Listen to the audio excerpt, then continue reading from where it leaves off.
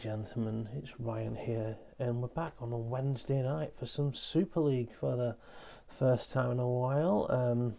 Good evening, Greaves' first name out in the chat there. We've got 10 viewers already. You're all most welcome, and I'm absolutely delighted. I mean, overwhelmed, on top of the world, you could say, to welcome alongside me this evening the Swindon Devil himself, Mr. Stephen Fife. How you doing, Fifey? I am absolutely buzzing to be able to join you on a Wednesday. I cannot contain how excited I am to be live on a Wednesday night with you in the only Super League in the world that does not write headlines for being a bullshit idea. I'm glad you share in my enthusiasm. Good evening to Alf, good evening to Duggan, Mr. Megahorse, Ian, Jens, all very welcome in the chat. I'm just going to give it a few minutes before, I'm sure we'll get a few of us that aren't watching the City game and who'd like to join us. I'll start off though by having a quick glance over on Sunday's fixtures when our glorious chairman Martin returned for a fantastic show with Jens and maybe the slightly tiddly Macca. It was entertaining, wasn't it? It was one of the most enjoyable Super League shows I've ever watched.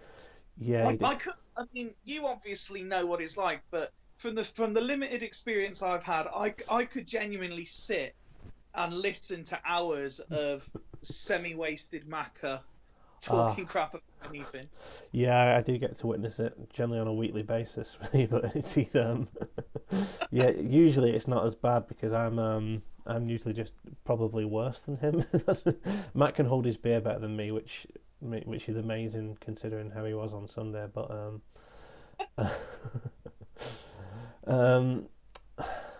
right, let's look at what Dan's saying. Haha, Steve will be crying if he hears that when he thinks about the rugby version. So we were talking about you said it was the only Super League that matters, and obviously I stand by that, even with the rugby version. Evening, Steve. Evening, everyone. Right. Any of the games which stood out to you on Sunday? Obviously, you kind of skip over your own for the minute, but any of the other six which you thought were a real belter and you enjoyed? Well, I don't know whether you go as far as saying enjoy it, but it was interesting. Obviously, Leddersford Gazelles was always going to be a massive game, and I think it was a huge result Look at that, man. for both sides. You know, Gazelles are unquestionably strong in all areas of the pitch, but Leddersford are widely tipped to do well, and that's the result that backs up the theory. Yeah, looking at these stats, could you say that Leddersford? I won't say you've champed them, but Gazelles maybe slightly unlucky? If you're the away side there, you're thinking you've got at least a point. But Leddersford, interestingly, it's not even like you could say that the attackers turned up for Leddersford, though, but it was obviously a solid team performance because, you know, that they did get the 3 goals and they got the win. Vice versa, you look at the Aster Bostock game and, you know, taking nothing away from Alf, who seemed to have about 5 men on the pitch, but you've got to say Bostock are sinking quicker than the Titanic. It's unbelievable what's going on there at the minute. Yeah, I'm just going to have a quick look at Bostock. Is there anything that you can put your finger on so far? He's not scored in the last 3 games. I'm just going to look at his formations. That's relatively standard. He's got the happened, to be fair. Whereas he was too busy without treading over, you know, old news stories or whatever. He was too busy trying to appease people. He had a very solid formation, a very solid team, and he's decided to piss about with it. And this is what happens when you piss about. Well, Pfeiffer, you'd know all about that, so... Yeah, and I'm okay to say that. And as someone who has changed their formation the last 2 games, but mine was through necessity, I don't believe the Bostock squad has been that badly depleted that he's needed to piss about that much with a solid formation.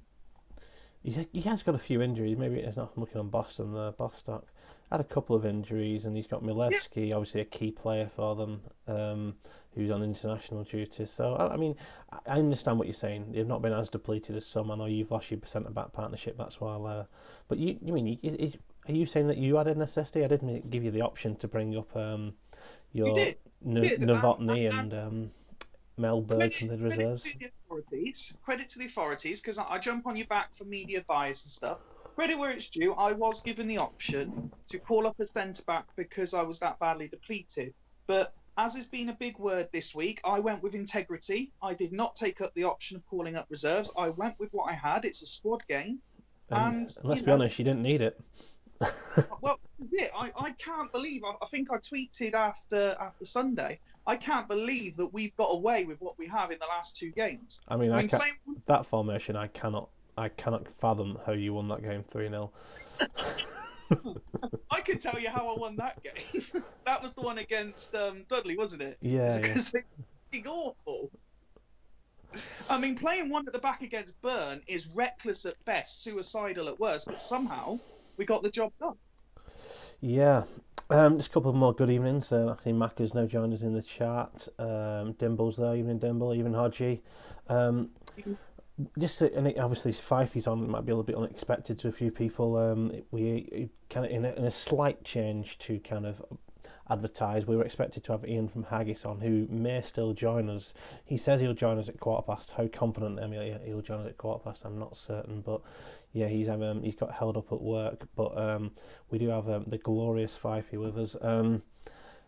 However, Haggis may be unlucky, maybe not unlucky, maybe getting what they deserve really for a mad formation with too many arrows.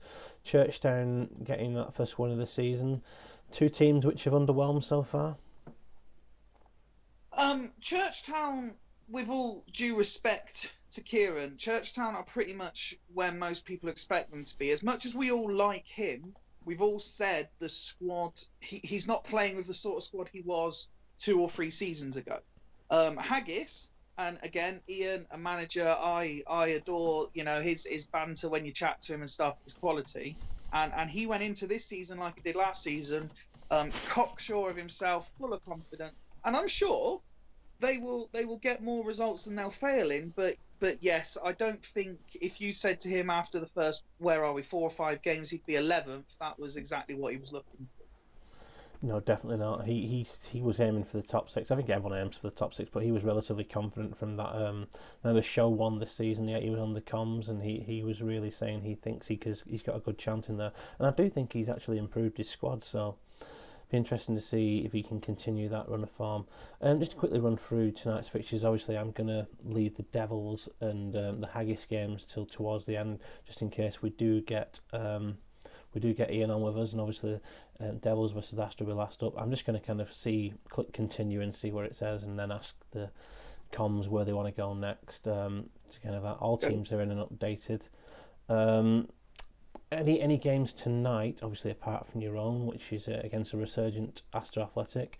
Any games that kind of stand out as these kind of big games which might have an impact on playoffs? In terms of entertainment, Leddersford Sloths will never disappoint. I mean, Sloths have got a good 2 red cards in them every game. We know that. I mean, they got another one last time out. And Leddersford are so good that, they can turn it on and give anyone a good hammering if they turn up on their day. But I'm also thinking that the Burn-Boston game could be good. There's only 2 undefeated sides at this early stage, and Boston being one of them, but I reckon Burn are perfectly good enough to get something. Yeah, you say that, but you kind of put them to the sword last week, didn't you? So but as people keep telling me, I'm a different animal. That my plan is the whole season unbeaten this year. Fuck the lot of them. Fuck the lot of them. I completely agree. It's actually taking us there first. Is that game too early, or should we kick off with a bang? Let's start with the entertainment. Let's draw the fans in. Let's do that. What week was it that? No, it wasn't. It was when I was on. I had the pleasure of being on Swemp at the weekend as a co-coms. I heard. We played with Steve's team, and it was the most boring game of the night, the first one. So let's start with a bit of entertainment.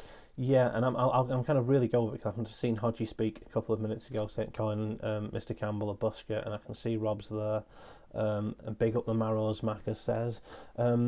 from last time out, he's gone from a 1-2 to a 2-1 up front. Collins back with Pizarro up the top. It's a relatively standard Super League formation. Sometimes you get a couple of arrows on the AMCs, maybe shorter arrows on the wingers. But he's brought Neil Scally back in for Lee Young Pyo. Big solid defensive line. Zeriberto and Collins obviously his key men, but also Julen Guerrero, who's had a good time of it really since he got called up from the reserves midway through last season. Is this one of their strongest lineups, mate? It is, but that probably speaks more about the total strength in the squad, because you look at the attack and you think, you know what, there's capabilities there to get the goals, especially with Zé Roberto, the assist king. But you look defensively, obviously they've got the legend of Scally in there, but it's strong without being sort of feared. You know, you don't look at that and think you couldn't get at them. That there was a lot of criticism about people playing this sort of 2-4 formation, and when you see the 2-4, there are definitely stronger 2-4s than this, unfortunately. No, I get that. Maybe people seeing that if they kind of can get hold of Zé Roberto and Mark Collins out of the game, then maybe they've got a chance. Hodgie basically a few fitness issues, so he's shuffled it about a little bit, but not too much in terms of his lineup. It's an interesting one. That front line has just been absolutely incredible. Torres had a slow start to this season, but I imagine Hodgie's hoping he'll turn that round tonight. Youssef Hersey, 8.2 average, 2 goals and an assist out of his first 5 games.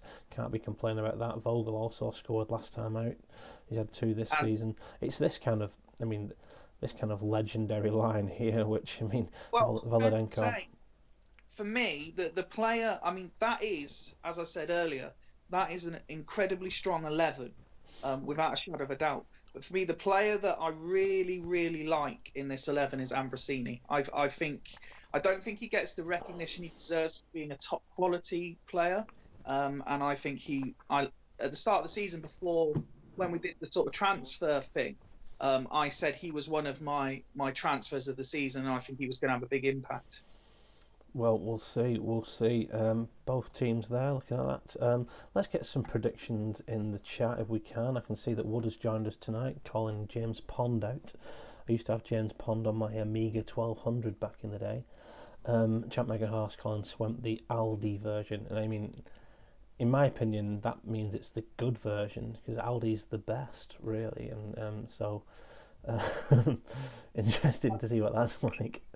Who else is with us in the chat? Anyone else new? Seeing Wooders there. Oh, Scott Sadler's in. Evening, how's it going? I think pretty much this is universally going for a home win. The 2 exceptions to the rule are Alf and Jens, who are going 1-1 and 2-2. Even Mr. Sloth, Rob himself, is going for 2-0 Leddersford. What are you thinking, Fifey? Rob backs himself to lose every week. He's doing his best Fifey impersonation. Yes, it should be a Leddersford win. What I'm more interested in is how many players finish the game on the pitch. I'm going to say 20. 20, so you're not sticking your neck out there and giving us a prediction there, mate. That's fine. Do you know what? I saw the red there, and I thought that's a red card already, and it's not. It was just Gamara and the black and red Sloss kit. Looks like I think you misinterpret. I'm including the keepers in that. I'm saying 2 red cards. I got you, mate. There's just no score prediction, was there? There was no score. I can see Zeriberto was involved though. And we get to half time, and there maybe wasn't the fireworks we expected. Leddersford slightly on top. Sloth's not creating anything, but bit of a first half to forget, really. I can't think of anything that's worth talking about. I can see that Hodgie's available in the chat, so Hodgie, if you want to tell us any substitutions you want to make, mate. It's a bit of a quiet first half.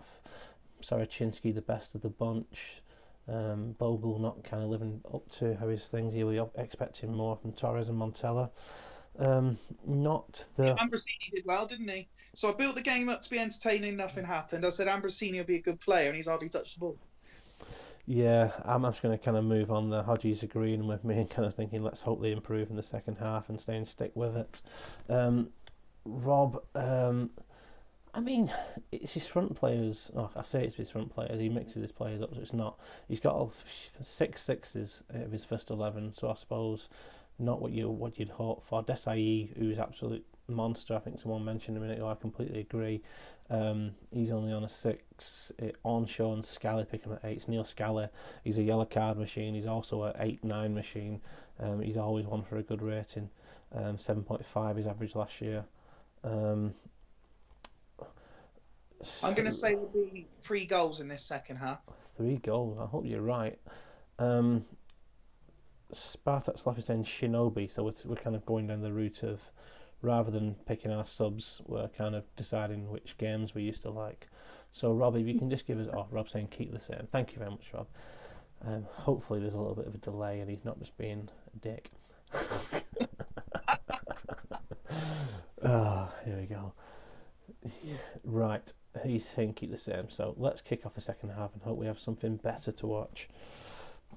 Oh, Pizarro hit the post there. Albertini drives in low and gets the goal. Albertini, who I've mentioned a few times, maybe not the best player. And Zé Roberto, did he say that's his first ever goal? Yes, it is. It's his first ever goal. That is so surprising to me. So, yeah, this is maybe a surprising turnaround here. Spartak Slavs definitely on top. 2 goals ahead. 5 minutes to go. It looks like it's all them as well. Oof. And there we have it, Fifey. The 44,441 fans at the Jaguar XJ8 Stadium treated, or maybe not treated, to an away victory. Yeah, not much else from Leddersford in the game, but Sloths really came into it. 6 shots on goal, 4 on target. Game of 2 halves, wasn't it? Leddersford dominant, didn't capitalise. Sloths absolutely battered them second half and did. Yeah, that's definitely what you'd call a coupon buster. Early doors. I'm sorry to anyone who's had a bet on this one. It looks like it was a solo effort from Albertini, and Albertini's involved as well for the second one and feeding Zé Roberto. So Albertini definitely doing his thing, and it was Zé Roberto's first ever goal. I mean, always usually one for the assists. Let's have a look at the winners first, and that is night and day from the ratings at half time. Absolutely wonderful performance from the Sloths, and no surprise there that with a goal and an assist, Albertini's got the man of the match. No, completely agree. And Albertini is a player who I've mentioned before that perhaps I don't rate as highly as some of the other players, but it just shows the qualities within all of these sides, that these sorts of, I don't like to use the phrase lesser players, but not the star names, can still come out and put in performances like that. So yeah, Rob's response is, you are all the jabronis. Oh man, what are we up to? Craig Duggan, let's defend Rob so we can build the Lubbock arenas in every corner of the globe. Interesting comments there in the chat. Quick glance over letters. Sorry, Rob being gracious in victory in the way only he can. Yeah, Rob's great, and he just. Do you mean? I think Rob could be a cunt to everyone, and everyone knows that he's being fun. So. I'm just picking out there, and if I've if my eyesight's working correctly, last game, Hersey and Vogel were the key players and got the victory, and this time they're the villains and got 5s. Yeah, completely on it there, Fifey. Yusef Hersey has been absolutely great all season and has had an absolute nightmare tonight. Sorochinsky and Nesta, okay performances. The rest of the team on 7s. But yeah, it's those 2 players who've let them down, and it's those 2 then key positions as well in the middle. So that's what it looks like. Rob's got at him there, and they managed to get the ball. That's where Albertini got his man of the match, wasn't it? From the middle of the park. Indeed.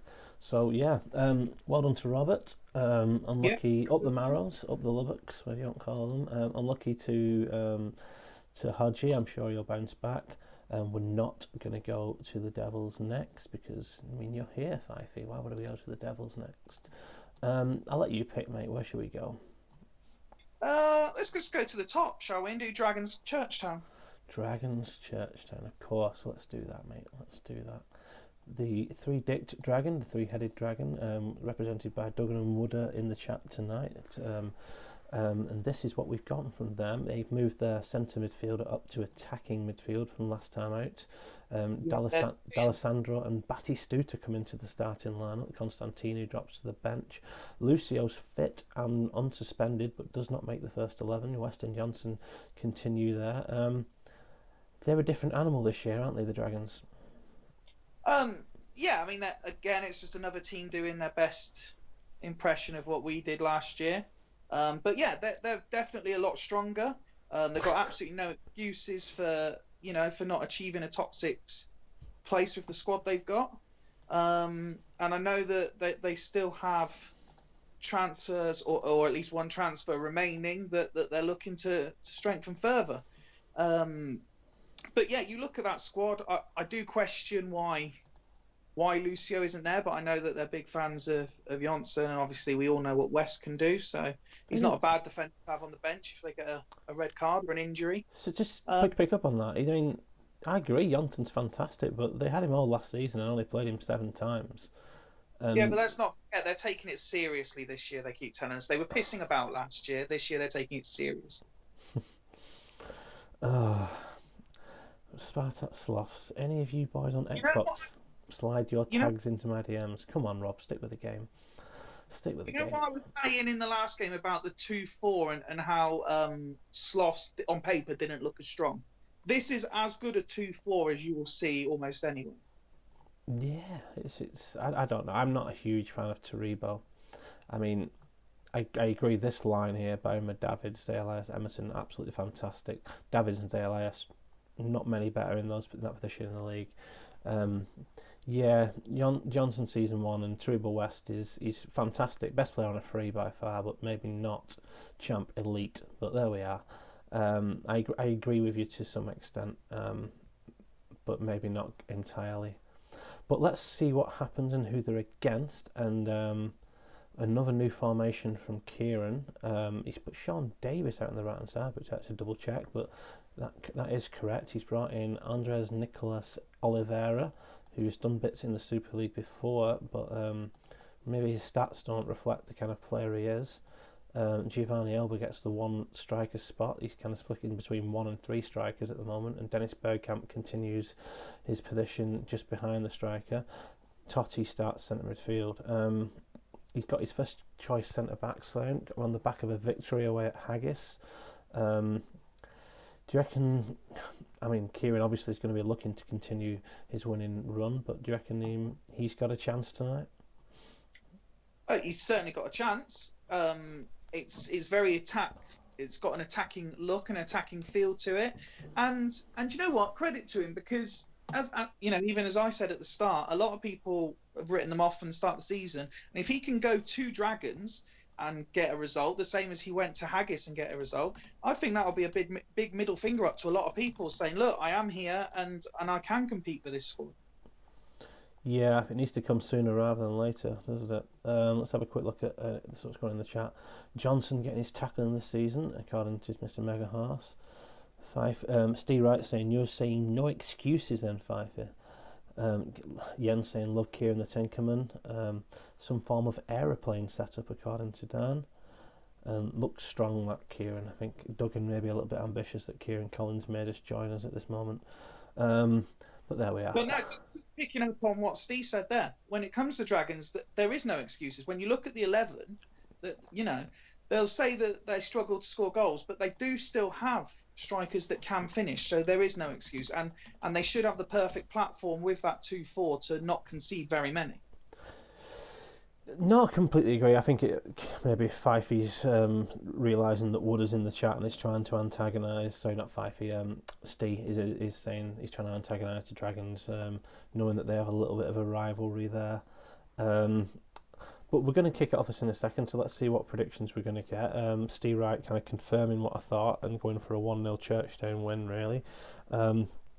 Mako 1-0 Dragons, Champ Mega Horse 3-1, Duggan going for a Desmond, Alf going 1-1. That seems to be a standard selection. I'm actually agreeing with Alf on this one. I'm going to go 1-1. You're going to go 1-1? Mm-hmm. Ian's just come in and said, I'll join after this game, man. Just join now, mate. Just what are you waiting for? Let's have a look at Greasy going 1-1 and 2-1 for the away side for Dimble. Jens going 1. A lot of draws in the chat here. Mr. Edwards going for Edmund as well. Let's kick this off and see where we get up to. Dragons versus Churchtown. And it's a lot of action straight off there. So Batistutta's involved. Dennis Bergkamp involved as well. D'Alessandro swinging it in from the outside. Looks like Dragons have started the faster. Joe Cole firing it in low. 19 minutes gone, looks like Churchtown coming into it. Totti, Elba both involved. Patrick Poe got the goal last time out. And it's a penalty, it's a yellow card. And they've missed it. And no, they've not missed it. Ronnie Johnson puts away the rebound, and then Gabriel Batistuta makes it 2. 2 quick-fire goals for the Dragons after missing a penalty. I saw your excitement there as Andres D'Alessandro missed the penalty, Fifey. That excitement maybe didn't last as long as Dragons have grabbed hold of this game. Building up the excitement all round. Let's have a quick look at that penalty. So it looks like Batistuta got hold of the loose ball. Maybe was brought down in the area by Jens Lehmann. Only a yellow card for Lehmann, but the penalty was given. Andres D'Alessandro, maybe should he be first choice penalty taker, but he takes and misses the penalty. However, from the resulting corner, it wasn't even a rebound. From the resulting corner, Alessandro makes up for it by getting an assist ahead of assist for Ronnie Johnson, who got ahead of Okoronkwo. Wilfred Baumer doing bits down the left hand side, crossed it for Batistuta to make it 2. Let's go to Dragons first. I'm fairly confident Kieran isn't with us live this evening. 8 sevens, 9 in there for Batistuta. It's a really solid first half, that isn't it, Fifey? Yeah, they're doing exactly what I said they should be doing, and this is exactly what we've waited just over a season for. Dragons to really be turning up and putting pressure on teams. Yeah. Whereas if we look at the away side, I'm hoping that we're going to get some substitutions, or Wooder or Duggan can tell me if they want to make any subs for the Dragons. Looking at Kieran's Churchtown though, it's his team are at 6s and 7s, you could say. 8, yeah, relatively solid fitness.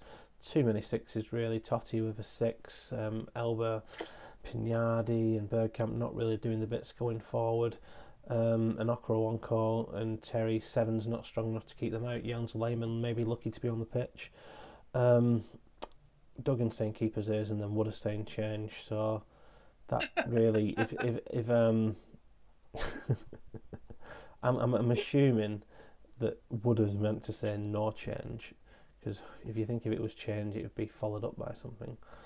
But anyway. No, that's his level of input, I believe, in the trio is he just shouts words. Right, let's have a look at condition. Everyone's fine for Churchtown, so I think we're going to continue as is into the second half and hope we get some more action. It looks like the Dragons have started the strongest, but Pignardi, Bergkamp with a spectacular volley, I think twice there. But with half an hour to go, it's Zay Elias putting the pressure on, Baumer involved. Lehmann's done a couple of good plays there as well. Yeah, and there is maybe there's a bit of hope in this game. We got 5 minutes to go. It's 2-1. I'm just going to slow it down a little bit to add to the tension. I know how much everyone loves this.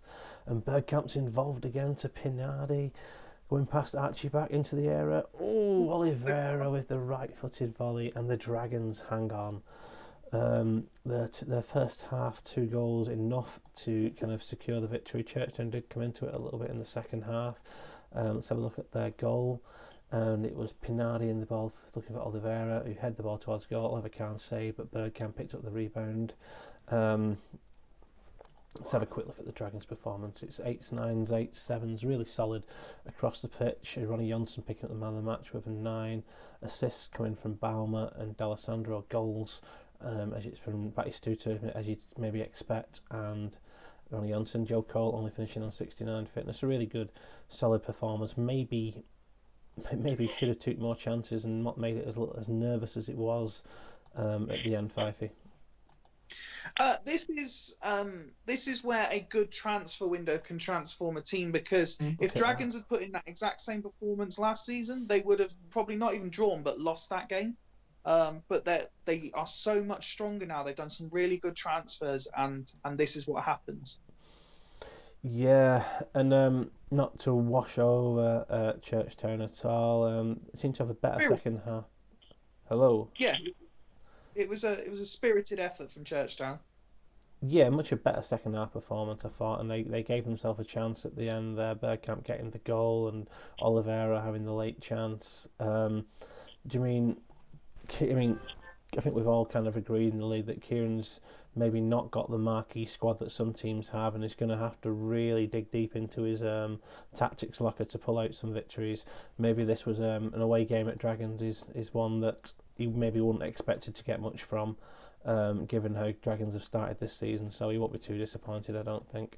I'm just randomly clicking on stuff now, which I know a few of you love in the chat, so I'll stop doing that. Just picking up on that point, what Kieran will do is he'll know that we've got a strong Dragons team, and he has matched them. Statistically, he's not. He's had one less chance. So they haven't performed that badly. They've just been a little bit unlucky. Yeah, not been too bad. Fifey, I heard you were going to slag off Ian Campbell. I mean, you were saying he's an idiot, weren't you? I mean, basically, the bloke's an absolute tool. Who agrees to come on commentary and doesn't fucking turn up? He's supposed to be king of banter, and he can't even all the time. Did I hear a little bit of chuckling in the background there? Someone else joined us? I've been here for ages. I feel like a fucking teenager when I used to listen on the second phone to my mum what she was getting me for Christmas, just loitering in the background. Very good. I've no doubt you were listening to your mum on the phone, but probably not finding out what you're getting for Christmas. Very good. Very good. How you doing there, mate? All right? Welcome. Not bad, mate. Sorry for being a bit late, but not bad, mate. Not bad. Good result for Dragons there. It was indeed. They ground it out there and held on at the end, much like the Bolton Wanderers did against Carlisle yesterday, or Saturday even. I don't know what I'm talking. No, yesterday. Where am I going? I'm going mad. We move next swiftly over to Norway and to the Vikings, and they've started this season really well of Hools. I mean, in contrast to last season, they ground out a victory against Fulchester after conceding an equaliser in the 76th minute. Let's have a quick look. I think that's 3 wins, a draw and a loss from the first 5. It's definitely a solid start. What's been the catalyst, Ian, for the Hools' change in form this season? I just think Jens is quite a competent manager. He's still got the nucleus of the same squad they had last season. It's certainly not an Elka that's made a difference. Certainly not him. I just think he's got a good squad. I mean, he done well last season after that shitey start, but I think he's dangerous up front. He's got Nicky Franco, who hasn't really fired, but I think Van Bommel, Zanoni, and Dye's been his best player in my opinion. He's an absolute monster in there. He's key to how they play, I think.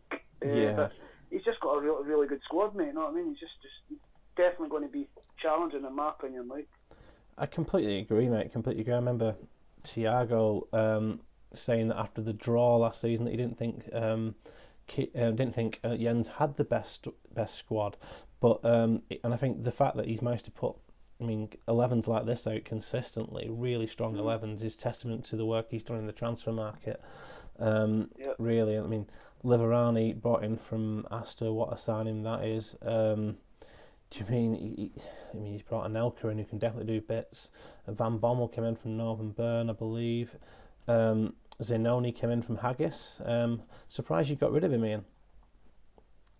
I'd like him. I like him, but I was more planning on playing him on the right. But then Agat kind of came to prominence, and then when we getting Duffy in there as well, I decided to let him go. But he's a quality player. Like, I'm interested to see what he does in centre mid. But no, he's a good player, mate. But as I say, his squads, he has got one of the better squads in the end. He knows what he's doing, so he's definitely going to be a danger. So if you've got one of the better squads and you know what you're doing, you should be up there. But you're not a fan of Anelka? No, I do. I like Anelka, but everybody knows what he's like. He just fucking. I had a bit of similar problem with Montero. That's how I let him go in the previous thing with the Super League. my whole squad fucking hated him, and then my board started hating him, and I just feel that when that starts, it's a fucking slippery slope, and Elka's 10 times worse than what Montero is. So it's brave he ends, but everybody knows that if Anelka's he can score, but it's just the other side that he can be a bit of a prick, and it's inevitable it will happen. Like, yeah, sooner or later it is what it is. It's Nicholas Anelka, obviously one of my favourites. Absolutely love the guy. But do you have before I hand over to Pfeiffer, you can talk us through Steve Wright's Dudley Hill. Do you have a quick word on Dudley Hill, Ian? I wasn't. Steve again. He knows what he's doing with the game.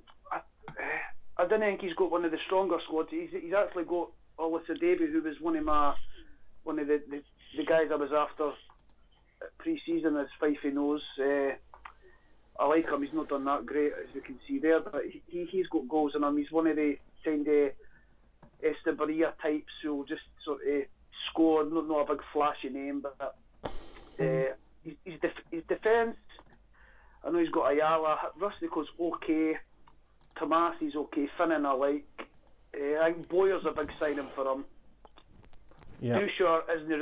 Dusher's no one that I really fucking have had any experience with. He looks okay. I didn't think he's that flashy. Alex, I've had him, and you've had him as well, Ryan. I think one of my quandaries with quandary, what we would call well, was where to play him. I think he's better than centre mid, but he really didn't fucking do much for me. He's definitely started this. He's definitely started this season well, hasn't he? I appreciate you taking me so literally when I said a quick word as well. Sorry. Apologies. Don't apologise, mate. I'm taking piss. I've already done 2 or 3 games myself. It's good to actually hear you getting involved. You were going to talk about Crespo, mate. I was. I mean, we know his Super League fucking form hasn't been great. I mean, 5-3 is pretty good going for what we've seen him before. Steele be fucking hoping it can continue that. Because obviously he's one of the best in the game in my opinion. But I think he's going to be key to putting up a challenge for the playoffs. His bench isn't that great at a glance. He doesn't look he's got an awful lot of depth there. So I think Crespo's got Viduka. In fact, Crespo's not playing. I just noticed that now. That's a bit of shock. Viduka's okay in the game, but I'd certainly be playing Crespo ahead of Viduka, especially with the start he's had. I think the logic is that Crespo had a 6 last time out in the first half. Viduka came off the bench and got a goal. Therefore, he can't really drop him. Really, he's got to start Viduka. That's fair enough. That's fair enough. And also, I quite like I'm a believer in bringing like a big player off the bench at half time to get a goal. I find that can sometimes work. So maybe he's had that in mind as well. Actually. What do you think for this one then, Ian? Do you think? Do you mean, given the start of the season, you'd probably edge towards a Hools Vikings victory, or do you think that Dudley Hill have got it in them tonight? They're certainly capable, Dudley, but I'm going to go 2-1 Hools in this one. I think and Dye is going to have a good game, but I think 2-1. 2-1. Steve Wright mentioning on Viduka's morale's right up there. Wood is saying that Viduka's garbage. Oh, that's great. Hodgie going for a 2-0 home victory. Duggan 3-1. Megahorse 1-0. Dimble going 3-2. Alf going for his standard 1-1. A lot of teams backing the home victory, including Ian, who's going 3-2. Fifey, what do you reckon, mate? 4-1 Hools. 4-1. Not getting much love here, Steve. Not much getting much love, but let's kick it off and see what happens. Now, Steve knows. I mean, justification is what Steele say. A big Mark Viduka's got off the score sheet after just 3 minutes. It does look like they're coming back into it straight away, Hools, though. Actually, 33 minutes gone. Van Nistelrooy involved quite a lot. I've seen NDI's name flashing up quite a lot. Liverani. Tomasi involved for Dudley Hill, though. But, I mean, it don't matter how you get these goals and how you deal with things. I mean, Steele be happy if he goes in 1-0 up at half time, which he does. Yeah, relatively even first half. Really. For me, after the goal, it looked like there was a lot more Hools Vikings than that. Fifey. Yeah, I agree. I thought the reaction, at least from what the text commentary we could see there, looked like Hools had reacted well. But they haven't taken their chances, and that is the big issue. Again, when you look at the players that he's got, there's no excuse not to be taking the chances. He's got some excellent finishes in that team, and I'm sure they'll still be relatively confident at turning it around in the second half. You'd hope so. Serginho fed the ball to Viduka, but looks like a relatively solo goal, going past Zinoni, then taking it into the area and driving it in at goal. 3 sixes and a couple of 8s, relatively solid away first half performance. Maybe not much involvement from Ristico, Lisa Derby and Aldo Dusher, Ian. I think Steve's going to be delighted with that. I mean, what do I know about Viduka? It's fucking. I think on the whole he's got to be delighted with that. It's been a solid half. I think he'll be hoping that Hools didn't get an early goal, because this 1-0's never nice. This is a good turn, but if Steve can maybe get to 60 minutes and still be in front, I think he should be fancying his chances there. Yep, he's going to bring Amoroso on for Elisa Derby. Amoroso, who started last season really well for Locomotive, but obviously not going to go back and look, but I think his last 5 or 6 games he was on 6s and 5s and got dropped by Greavesy and ended up being sold. But he definitely can do the business, but he's not started the season too well for Dudley. Coming off the bench tonight. Let's have a look. Bound to score, wasn't he, Wood? Of course he was. That's about Viduka. Let's have a quick look across at Jens's Hools. Maybe surprised. Maybe thinking he was a bit of a home banker tonight, Jens. Is he going to be knocked off his socks, Fifey? It's just been average by their high standards, hasn't it? That's the only thing. And you feel if Hools start going through the gears, start getting 3rd, 4th, 5th gear, then they can really turn the screw and turn it around. Because the ratings you say there, obviously there's a couple of 6s, but you've got 7s and 8s. So it's not been dreadful, and that some of the players like Undai getting his 8 isn't a surprise. He just needs that little bit more from some of them key names. What about this player, Vitaly Kutuzov, coming on for Nikiforenko? Didn't really feature too much for Leddersford or Boston last season. Kind of cast out by both of those sides, but this is his 3rd club in the Super League. Is this the club he gets it right at? Well, Jens has shown he's capable of getting really good results out of players, so there's no reason he shouldn't perform for them. Right. Lads in WhatsApp, I put my phone face down for the game. Stats solid for Kutuzov. Okay, whatever. Right, I'm going to continue with the second half and see what happens. And it looks like more black and white involved. Ayala, Liverani involved. Shot wide there. Zinoni picking up the yellow card. Anelka involved for Hools Vikings. But 30 minutes to go, and it's still 1-0. Hools Vikings not finding the way through. Looks like Dudley Hill getting the odd chance here and there. Alex hit him on wide. 73 minutes gone. 15 minutes to go. Liverani, Amoroso hit him on wide. Zinoni, Anelka, Volizoli, Van Nistelrooy. Oh, hanging on now, hanging on. Can they do it? Anelka again, Zinoni again, Kutuzov again. 94 minutes gone. And there's Amoroso. Amoroso for Dudley Hill. Wow. That's a huge victory for Dudley Hill, isn't it? Hools Vikings pretty much 12 shots on, 5 on target. Received 5 on target, but conceded 2 goals. Jens will be gutted in his strikers tonight.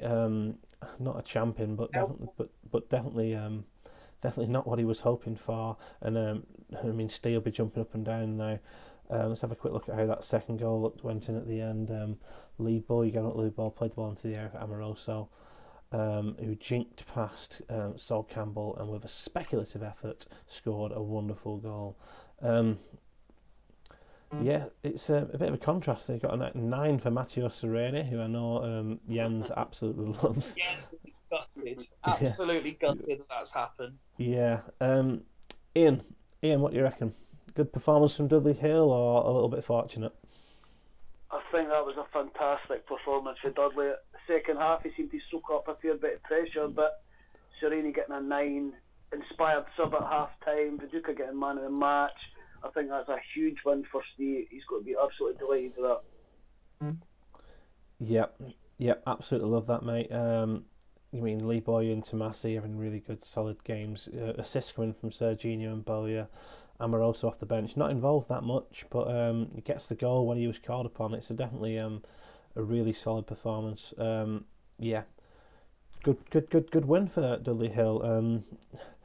Jens will just hope. I mean, it's not a terrible performance, Fifey, for Jens. He'll just hope his strikers find the shooting boots next time out. Yeah, that's basically it. I mean, what we've had here is a complete style clash in terms of the two teams, and it's the one that sort of boosts his side up with more confidence has come away with the points. I said that I thought Hools would win quite convincingly. They haven't. Full credit to Steve for that. He's done well. He's done well to not only get a decent performance away at Hools, but very valuable 3 points. And but what he's also done is that's a great result for those who are hoping to steal an early march on the top 6, because as I said at the beginning of last season, I think Jens has a really good squad. I actually tipped them to finish first last year. I said exactly the same this year. So for them dropping points early is good for teams the likes of Leddersford, who are going to look to build a march early. Indeed, Fifey. But alas, we move on. And we move on to Gazelles versus Bostock Stanley. And we're going to look first at Bostock. Suspensions for Mikhail Silvestre, injuries for Big Shagger, Christian Vieries, and international duty for Milevsky. Season arrival into the first team squad and to the starting 11 for Hual Paiva, who has done it once before in the Super League for Sloths. What do you make of this lineup from your good mate Scott, Ian? Absolutely hate it. I hate ML and MR formations. I think I was actually speaking to Scotty during the week about this. He's dabbled a bit with the formations, a bit like myself. I don't know what he's doing with this. Especially who he's playing against. He maybe could have threw this out at home or something, but I think away from home, especially against the Gazelles, it doesn't make sense to me, but we know this game can be fucking crazy, so you'll probably go and win fucking 4-0 or something, but he's missing big players, Vieri being out, Silvestre at the back. I didn't think he would have went one at the back if Silvestre wasn't suspended, but I'm saying that he's got Neville there as well, so... Yeah, I was going to say he's got Gary Neville there. He's not like he's short of options. He's brought the 3 players he's brought in. I mean, into the starting lineup are he's got Hype and JJ Kocher, who obviously the legend of the game, but obviously it was in the reserves, not really given justice on the champ, and he's playing in defensive midfield. I've just had a comment there from Dimble saying he's a liability in that role, making I believe his Super League debut tonight. It's definitely a surprising option, isn't it? And he's got Carlos Jacks, his stats don't really merit a place in the league. He has done it in the past at attacking midfield, but he shoved him out wide right, which just doesn't really make sense to me when he's got a player like Castroman, who's got to be better in that position, and did the business for him last season. Did solid enough for him last season. Is this a case of the fact that he's had 2 bad results and he's maybe trying something out of desperation? It's early in the season. I don't know if he would do this if we were like a more advanced stage of the season. I know it's quite early, so he's maybe just chucking a couple of things out there now. I don't know if the formation palaver has kind of got to him. This is maybe just a sort of backlash still like that. But I certainly can't see him chucking out many more of these mental formations. I think this might be the last. As I say, it's just a bit of shock it's came away at the Gazelles, but I think once he gets everybody back, he'll revert to a more familiar formation to him. But just looking at that 1-11 he's put tonight, it's pretty weak, so I'd be amazed if he gets sent into this game. Yeah, and he's obviously not in the best of form at the minute. He's lost his last 3 without scoring, lost to Aster last time out, and for a large portion of that game it was 10 versus 11. The Radaby and Sylvester cards came at the end of the game, so let's see what he's got. He's away from home tonight against the Special Gazelles. Ever inconsistent. Win-loss, win-win-loss. Do you mean always slightly ahead of the halfway point, but maybe not up there? Fifey, he's pretty much gone unchanged, I believe, in terms of formation and as much as he could in terms of selection. Do you think he should stick with his 3 up top, especially when he's maybe not getting big goals out of them? There's no reason not to. I think, particularly when you look at the last game, there's one thing playing free up top, but when you're missing someone like Cliver, it obviously derails the system a little bit. As we saw last season, I'm a fan of a diagonal arrow. I've got no issue with Seedorf doing that. But as a lot of people have said, for the last season and a bit now, this squad is incredibly strong. It's definitely up there with one of the strongest. But I still look at it and think without Cliver, although there's some excellent names there, that attacking trio is not perhaps as scary strong as you might think it is. Yeah. Sorry, I apologise, Fifey. I was kind of catching up on the chat there as you were talking. So I'm sure you talked absolute beautiful sense, but what you said, I have no idea. Someone's asking how Seedorf's got on since he left the Dragons. He's not had the best start. No goals, no assists since he went to Gazelles. A lot of people saying that JJ is not a DMC ever. That's from Greavesy. Completely agree, Greavesy. He's just the best player ever. Maybe not a DMC though.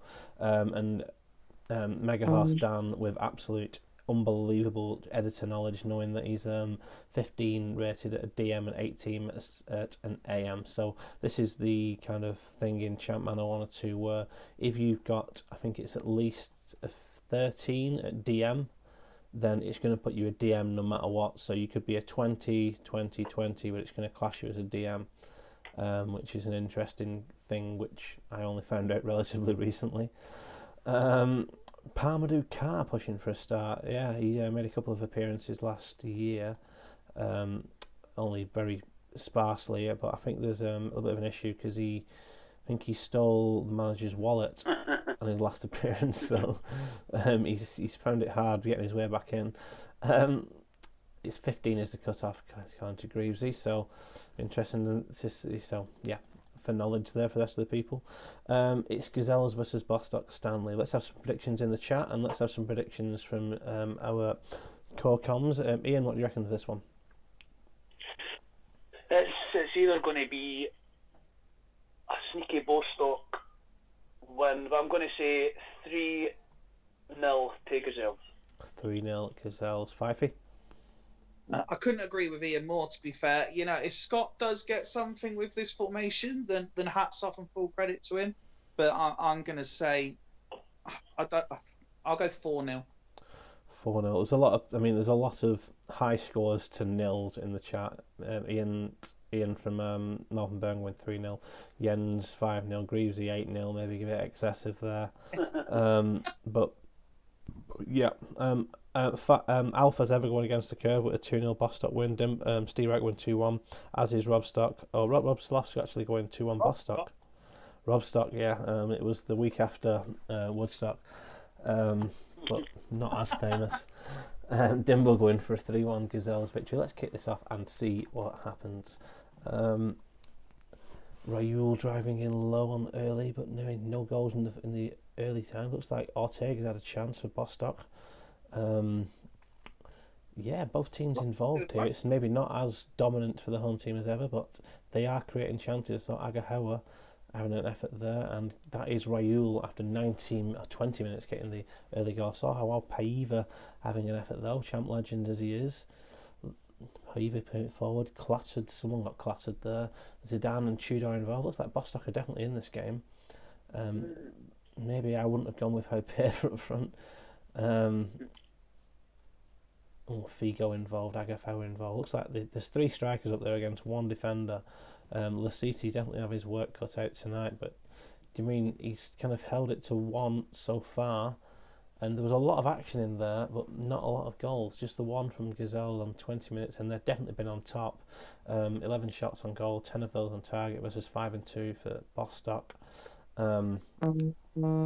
Action zone's relatively level. Bostock have a lot of possession though, as you maybe expect with the 8 midfielders. 8 people midfield in their kind of time. Let's have a look at the goal went in. It's Agahawa with the ball for Gazelles. Kept going and chipped it right for Figo. Figo squares it for Raul, and Raul hit a hopeful looking shot. Ian, Bostock relying a lot on Eleftheropoulos. I was looking at that. I think Scott has got to be relatively happy because he looked like he was in that game. I know the half-time stat maybe when they suggest that, but I think you have to think that if you had a full team, would they maybe put a couple of their chances away instead of having 5 up there?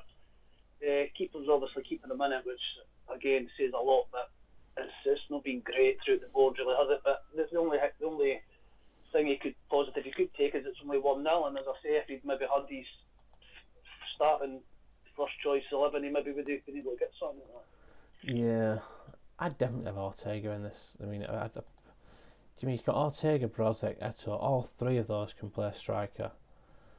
I mean, he's got Vicente on the bench, Casterman who can play right. He put Casterman out right and moved Carlos Jacks. I don't know.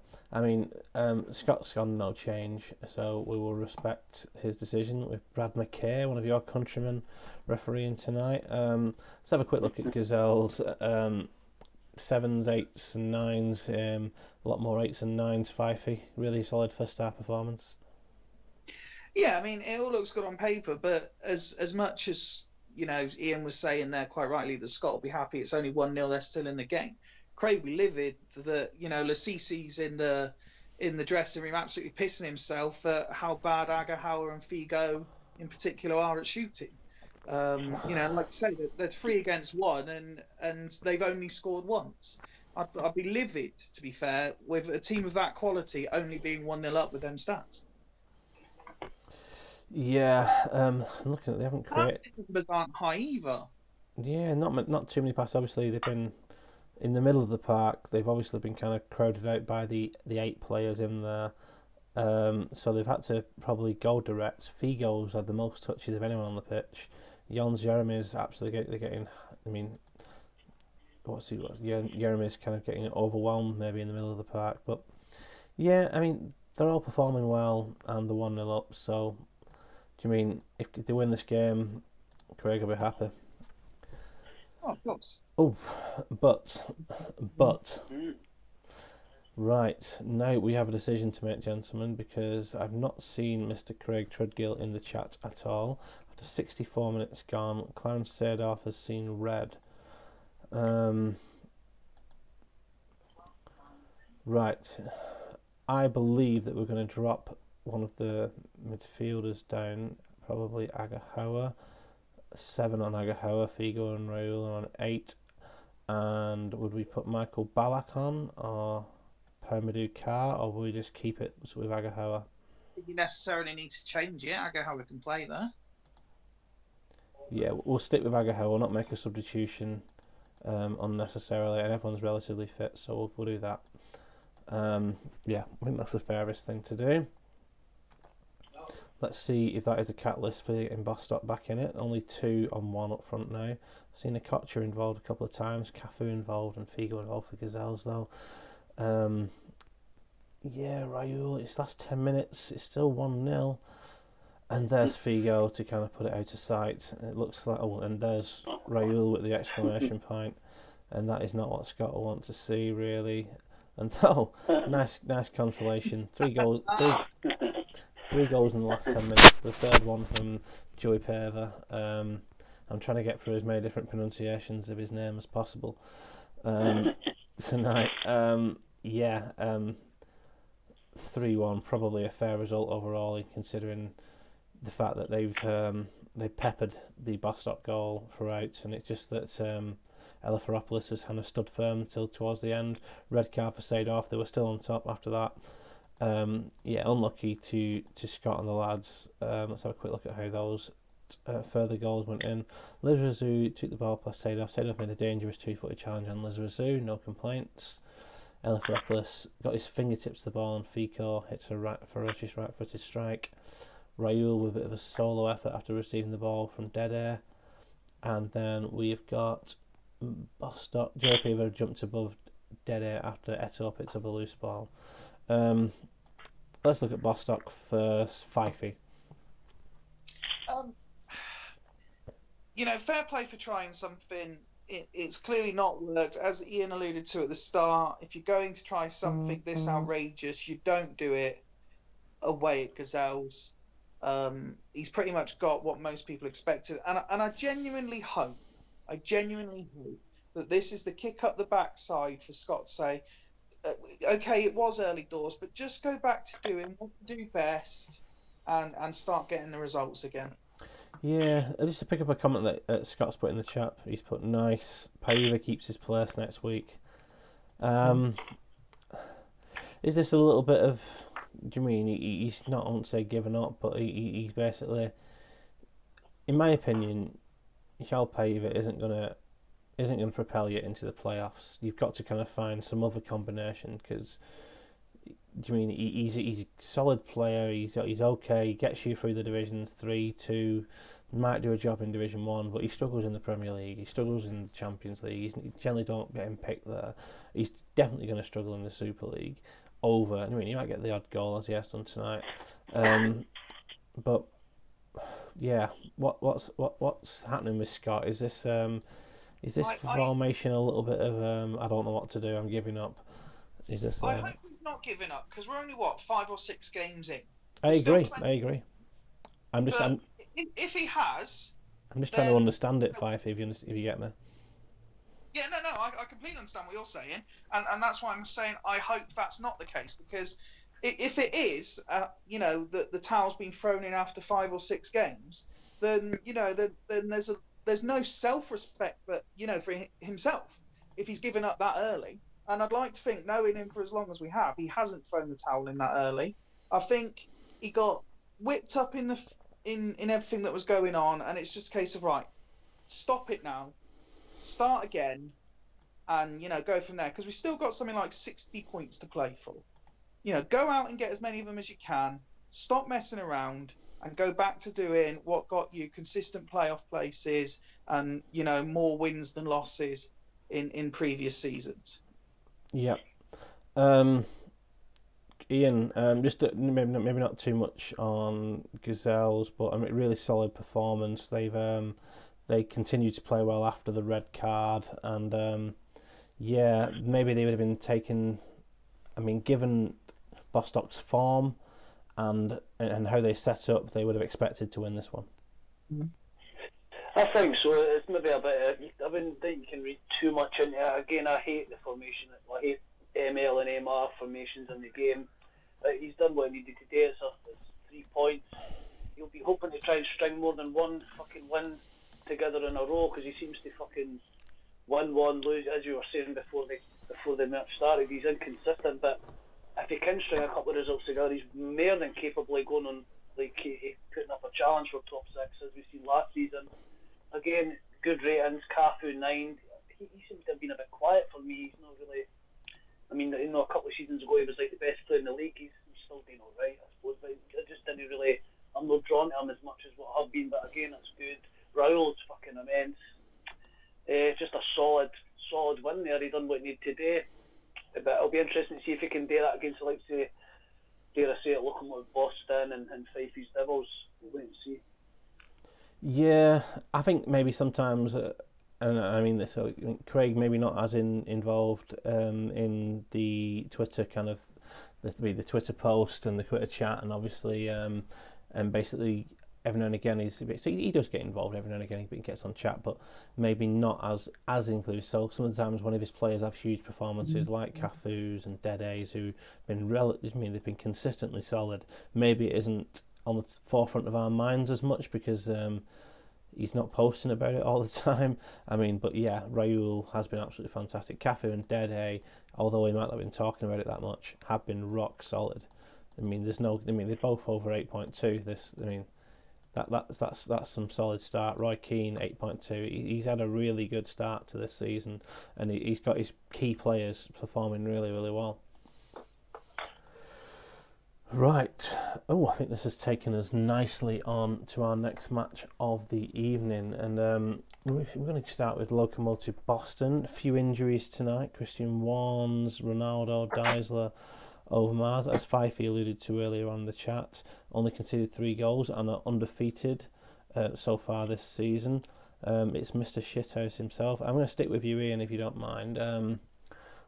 What is it that Greaves is doing which is making him so hard to beat, and is that going to continue? I like to say it's not going to continue, but it clearly is going to continue. I mean, you can't just put it down to luck, because he went the fucking majority of last season fucking losing very little, and I know he drew fucking a shitload, but I think he's just, he knows his best 11, he knows what formation he's going to play, and he's just fucking sticking with it. He's brought in some fucking good fucking players to complement what he already had. A few no say fucking household namish kind of players, like Ricardinho's been fucking pretty fucking outstanding for him. Aymar remains to be seen whether he's going to do it, but he seems to have started okay for them, what I can recall. 5-2, it's decent. Kesman's a huge signing for him. That's a very, very shrewd fucking buy him. I'm a wee bit surprised that Ian let Zambrotta go as well. That's fucking two extremely good signings. So he's strengthened to last season. So for the rest of the league, I'd say it's looking quite ominous, but he clearly knows what he's doing, and they're definitely going to be up there again. He started the season pretty well. So he's just fucking through gritted teeth. He's doing well. I must admit, I wasn't counting at the start, but at the end I was very much aware of how much you said fucking. I don't even know what I'm doing it. Apologies, get a beeper out. No, you're absolutely fine. You're absolutely fine, mate. It's an open age show. Yeah, Ricardinho, D'accord, absolutely rock solid. Zambrotta, yeah, as you kind of alluded to, didn't do it for Northern Burn, his opponent of tonight last season, but he'll be hoping does it this season. Looking at past meetings and this, it's been 3-1 last time they played at Locomotive, 1-1 this fixture last year. Yeah, it's a solid lineup. 93 is probably the lowest percentage we've seen starting tonight for Aymar, but obviously Greaves is relatively confident. Still missing obviously his first choice in Christian Warnes and keeping Lusenhoff in there, but Lusenhoff, although maybe a relatively unknown in the Super League, is definitely a rock solid centre back with positioning 14, tackling 18, but all sorts of him marking 15, the work rate 18. It's a really, really solid player. Yeah, let's continue this and let's see Northern Burn, who are in 9th FIFA. Usually they're in 14th at this point of the season. Is this telling us that they've got a bit of a chance this year? Because Northern Burn, or BTEC as they used to be, they always get better. So I mean, the fact that they've started relatively well, does give Ian hope that he's going to make it this season? Ian has hope every year that he's going to make it. For the last 3 or 4 seasons, he's had a squad that should be making it, and this is why there are questions, as to why he isn't making it. But you're right; they seem to have started better than they have in other seasons. That it's nice to see that they're not rock bottom. We were speaking before it went on about our result last week, and although it looked convincing, Burn was still tricky opposition, and I'm sure they will prove very difficult opposition for Greaves' boys. Yeah, he's obviously missing 2 definite starters and Fiore, Toldo and Contra, no doubt. I mean, Contra started all 3 games, as did Toldo before the international call-ups. These internationals seem to be lasting forever. Have we had a look at how Australia are getting on, by the way? If you don't tell me they just had 1 game. Yeah, they've just had 1 game and they've got 9. Why did they need to be called up so early? It's so strange. So they've got 2 games in the next couple of days in the UFC Nations Cup. Let's see what happens there, and hopefully these international calls won't last too long. Sorry for the little walk off piste there. Tizalco up front, a lot of hopes being pinned on him. He scored 4 out of 5 so far this season. Is he the linchpin of this team? And if he doesn't perform, Fifey, where are the goals going to come from? Well, the thing is, I think there's a lot of options there, because obviously Sigalko's the one people are looking at. He's at the head of the spear, if you like. But Henry, we know, is capable of scoring. Alan Smith's on the bench. He's very capable of scoring. Del Piero pops up with goals. We know Gerrard can score. Robin can score. So that, as with most teams Ian has pulled out the last couple of seasons, there is potential and there is quality in all the areas where you need it. Yeah, just answering Dimble's question, can you add manager for the Australian squad and pick random players for the squads going forward? That is something that's crossed my mind. I might do that in the future. Yeah, and Steve writes, great so far. The thing is, on that, I wouldn't mind if you were the Australia manager and picking a genuine, actual fucking squad. You know, some people are getting their reserves pulled up, and I'm getting my first choice centre backs pulled up. So what the fuck is going on? Yeah, Wood is saying, why are you bothered, Dimble? It does add, I think it does add. There's a little bit to say that it does add something. There's a little bit of a randomness in there that you kind of actually, you might end up losing a first teamer, you might end up losing no one, you might end up losing a random reserve. It's a really interesting squad, isn't it? I mean, you wouldn't expect that Jimmy Floyd Hasselbank's going to get called up. Sonny Anderson's getting called up for your boys, Fifey, Francesco Coco. Yeah, but maybe some of the more marquee names, Ronaldinho, to kind of pick one out of the hat, isn't getting called up. It does have a nice bit of randomness about it. But anyway, let's move on to kick-off. And let's set some predictions in the chat, if that's okay. Zé Roberto not made the squad ever, Rob's saying. What do you reckon for Northern Burn versus Locomotive Boston, Fifey? Do you know what? I'm going to back the Burn here to turn it round after we beat them last week. Plus, it would be nice for me, personally, after everything I've been through in the Super League, to be, for one season only, to be the last remaining undefeated team, even if it's only for 10 minutes more. So I'm going to say Burn win 2-1. Yeah, don't think I mentioned it, but two very similar formations tonight, Ian. Do you reckon they'll cancel each other out, or are you expecting a winner? I'm hoping for a winner, but I think it's going to be tight. I like the look of Burns 1-11 there. I feel like that. I'd be interested to see how Robin does it centre mid, but fucking again, it's going to be, sorry for swearing again, it's going to be a 1-0 Boston. Shit house. Crappy, shitty, dull, aye. Yeah, I like the sorry for fucking swearing. That was brilliant. Take the lead on this. I'll be back in a minute. No worries, Fifey.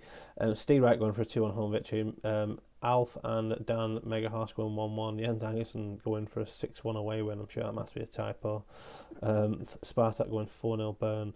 Local or a myth. And Duggan going for a Desmond. Let's kick this off and see what we actually get. 6 minutes in, Georgiatos and Cizalco involved early. Kesman and Del Vecchio involved for Locomotive after 8 minutes, so there's quite a bit of action. And we've got an early goal, this one for Steven Gerrard, getting his first goal of the season. 10 minutes gone and Lowerson's involved. Robin drives forward, Gerrard involved. Looks like Northern Burn are putting the pressure on, and that is 2-0. Maxim Cizalco with the goal. And it looks like Northern Burn are continuing to fire forward. Del Piero involved. Georgiatos, Henri, Gerrard in the area again. He won't get there. It's 3-0. What is going on here? Wow. Who's got that third goal? Is that Del Piero? I didn't even see the third goal. It is Del Piero. I mean, what a first half. Whoa. Greaves is at the wheel. That is not what we expected. I mean, congratulations to Ian, as he probably won this game already. It's only just turned half time. Absolute dominant in possession, absolute dominant in the action zones.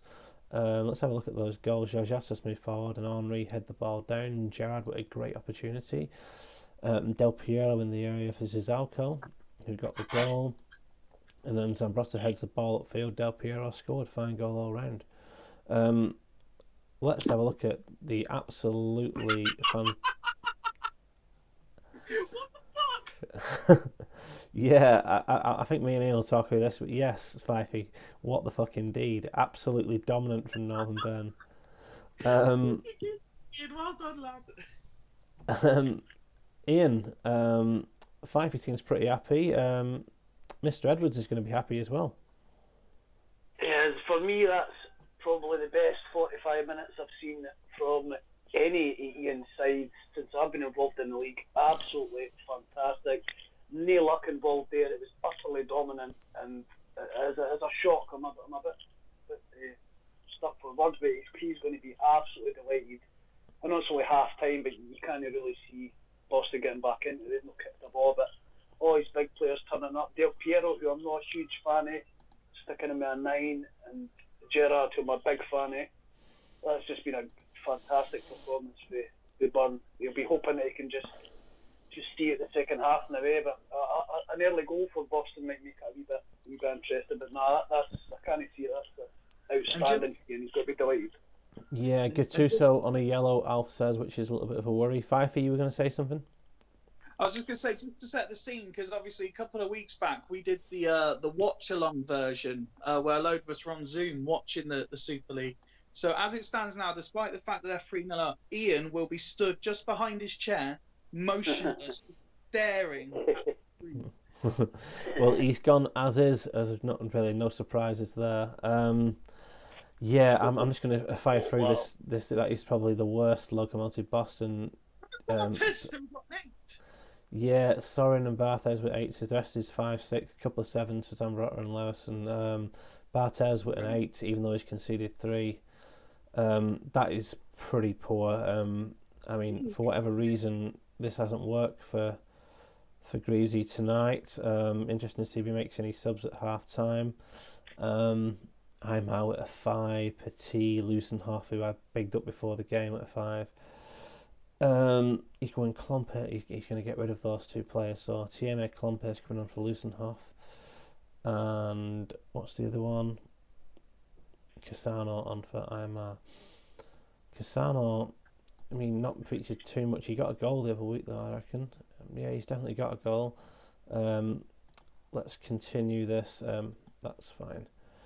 Aymar, again, man, mad how shy he is in the Super League. No offence, PT, but I really enjoyed watching that half. That's a good comment, Dimble.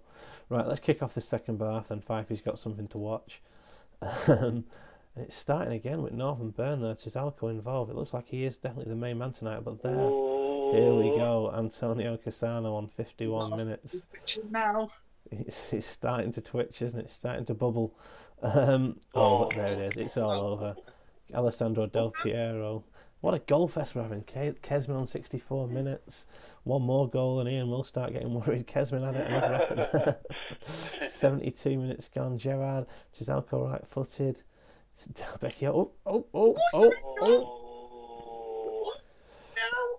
Here we go. What a game we're having here. What a game. I would move Robin. I'd move Robin myself. That's what I would do. And me. Yeah, I mean, we're blessed at the fact that we've got Ian in the chat, so he can tell us what he wants to do. He can pick which player he wants to go at left wing back, or he can say to leave it there if not, and then I can move people central if that's what he wants. We'll hang fire and let Ian give it his response. And a quick look at his team. I mean, what a game we're having there. 2 goals from Del Piero, 1 from Tizalco, 1 from Gerrard. It's 4-2, but it's not over. Del Piero for Gio and Henri Sempro, which is Gio. Who's Gio? Del Piero over for Gio and Henri Central. Oh, Gio got sent off. So, Ian, do you just want Del Piero in that position, or do you want to make a sub? I think he just wants to leave it like that, doesn't it? Giorgiato. I think he's moving on the Giorgiato. No worries, right. We'll leave Del Piero in that left wing back position. Maybe not his famed position, but he's on a 10. Not his famous position, that is it? No. It's close, isn't it? Wow. Right, let's see what these last 15 minutes have to hold us. I've just put it on fast just to build up the tension and just to make Ian hate me even much. Sorin fouled Cannavaro. Is that? Oh, it's a free kick. Thought it might be a penalty there. You can tell how close the game is by the ooh. Delvecchio puts it over. You got to think that Locomotive Boston have got to score soon. Otherwise, it's going to be all over. Dekaki marked high. I mean, it looks like they're wasting a lot of chances. Can they wrap it up? Yeah, it looks like this is all over, doesn't it? 88 minutes gone. Great. I mean, it looks like if they could hit the target, then Locomotive Boston. Yep, huge win for Northern Burn. Absolutely fantastic in the first half. Lost the second half 2-1, and Locomotive Boston came back into it. both teams had lots of shots, 11 versus to 5 on target though. Looks like the strikers having the better of it. But yeah, congratulations to Ian on a huge win against our champions. Credit to Boston. You know, they were 3-0 down, and as you say, they did win the second half, and they made a game of it. It was entertaining. He did indeed. Zambrotta got an assist against his old club. Cassano got the goal there. Then Del Piero, generally with the fourth goal, put it out of sight, really, didn't he? Tizalco spotted Del Piero in the end, loved the ball in. So Tizalco involved again, Del Piero with the excellent goal. Kesman did his best to make it interesting, obviously, against his old club. Lost his man, found himself plenty of room and scored. And then let's look at the red card. Del Vecchio pushed Zambrotta in the chest. George Atos pushed Zambrotta in the chest. Obviously used to be friends, George Atos and why can't I think? George Atos and Zambrotta, but now at separate clubs, enemies. Apart from Sander Westerveld, who's cover for Francesco Toldo, that's a really solid performance, Ian. Ian's got to be absolutely delighted with that. He deserves a big result like that, because it's been how long he's been involved in the league, and he's had a few turgid seasons and years involved that he's down the bottom. So again, I think there's any excuses for him, because he's definitely got the squad, but we know you can have good players and it's something just didn't click. But that is a big win. Just touching on Greaves, I think he's going to be too despondent, because it's one game, and Burn have got a really good squad, so Ian will be hoping that he can string a couple of wins together. Looking at Gattuso there, he's a rocket. I love him, he's one of my favourites. Shigalko firing for him is huge. Del Piero, as I was saying, he's not a big fan, but he's doing the business there. I think just a fantastic win for Ian. Westerveld is dodgy. I wouldn't like to run a season with him, but if he's got Toldo back after the internationals, he's going to be alright. He's got Daisy on the bench as well, who could arguably start for anybody. Sorry, right? Yeah, he's also got Walter Samuel and Cannavaro, so when they're fit and available, I can understand they're not going to be dropped. Yeah, I agree with you at Westerveld. He does have Magnus Hedman as well, who I think is, in my opinion, a better choice, but obviously not necessarily in Ian's eyes. Well, talk about that from Gianluca Zambrotta against his old club, getting a 10 and 2 assists. He didn't get in a single assist for Northern Bernal last season, and played pretty much every game. Absolutely crazy. But yeah, Fifey, you mean apart from Zambrotta, no one else turned up, did they? No. Greaves, he'll be, all joking aside, he'll be fuming. He got the reputation of being a shithouse, because that's exactly what he did, and he said he was going to be more expansive this year. You could argue he is, I suppose, in some of the stats, but the danger is if it's not what you're used to, then when you come up against teams like Northern Burn, this is what's going to happen. You know, I was very frustrated we didn't beat them on the opening day of the season, and you know, this is the sort of thing I was hoping we were going to do. So full credit to Ian, but I'm not sure if this will be a sign that Greaves will revert back, or if he'll sort of say, no, I'm not fucking listening to that, I'm going to carry on and back himself to win it again, doing a different style. But yeah, that's not going to help his cause to keep this expansive style. Yeah, and for however long this may be, Fifey, but at this moment in time, you are the only team in the league with a 0 in the loss column. It means a lot. It does mean a lot, yes. Have we got 2 games or 3 games left? I think it's just us left now. Yeah, just us left. I think we're going to go with the Devil. Yeah, I was going to say I'll go, because this was supposed to be Ian's night, so he can go last. Yeah, plus if we're going to have a Mac rant, we might as well leave it to the end, in the chat. Let's have a look at the opposition first. Let's have a look at Captain Mannering himself, who absolutely took Bostock to the sword last week. Absolutely great performance from Aster, 3-0 victory. Goals from Fowler, Franco and Shearer. Kaluzhny absolutely bossing it and continued to dominate even after Hoffland was sent off. This week, Southgate's coming for Hoffland. Beyond that, the other change is that Ole Gunnar Solskjaer is going to start up top, and Fowler, after getting 1 goal in 1 game, is going to be dropped. What do you make of this, Ian? I've seen Alpha. I believe he won his last game with a flat back 4. I'm a huge fan of the flat back 4. I always use it in home saves and stuff. I've been tempted in the Super League, but it's varied success, I think. I think some of Al's transfer business was questioned by some, but he managed to get Nedved and Hofland off of me for Shevchenko, which I thought was a reasonable deal, but it's looking more and more like Alf got the better end of the bargain there.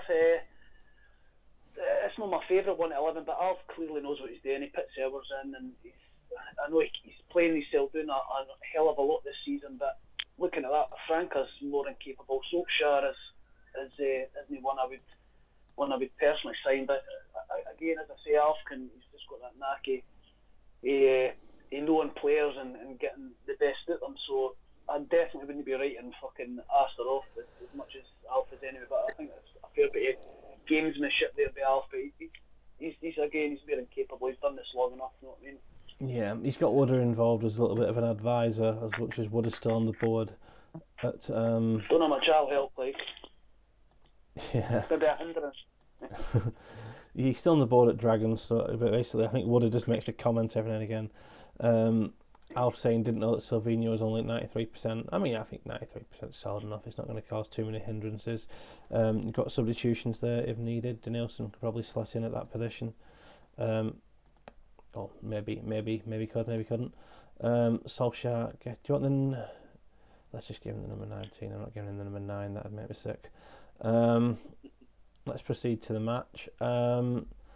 Fifey, 2 interesting formations last couple of games have resulted in 2 big victories against Northern Burn and Dudley Hill.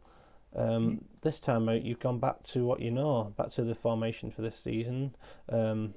Novotny's been brought up from reserves. How come you're not sticking with the madness?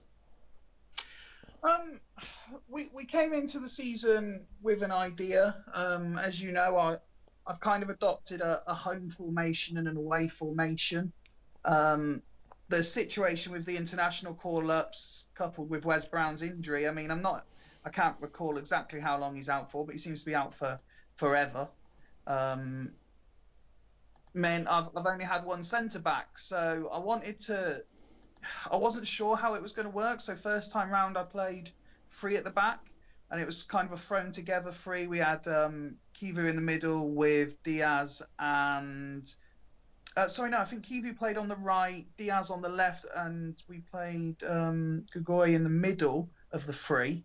And then last time out, we were hoping and were fairly confident that Burn would go 1 up top. So we played 1 at the back and added man mark, and then played 3 defensive midfielders in front of him. And like I said to you, we got very lucky that thus far we've got away with it in the internationals. So now we had the opportunity to bring Novotny back into the fold. We made a squad change as we were allowed to.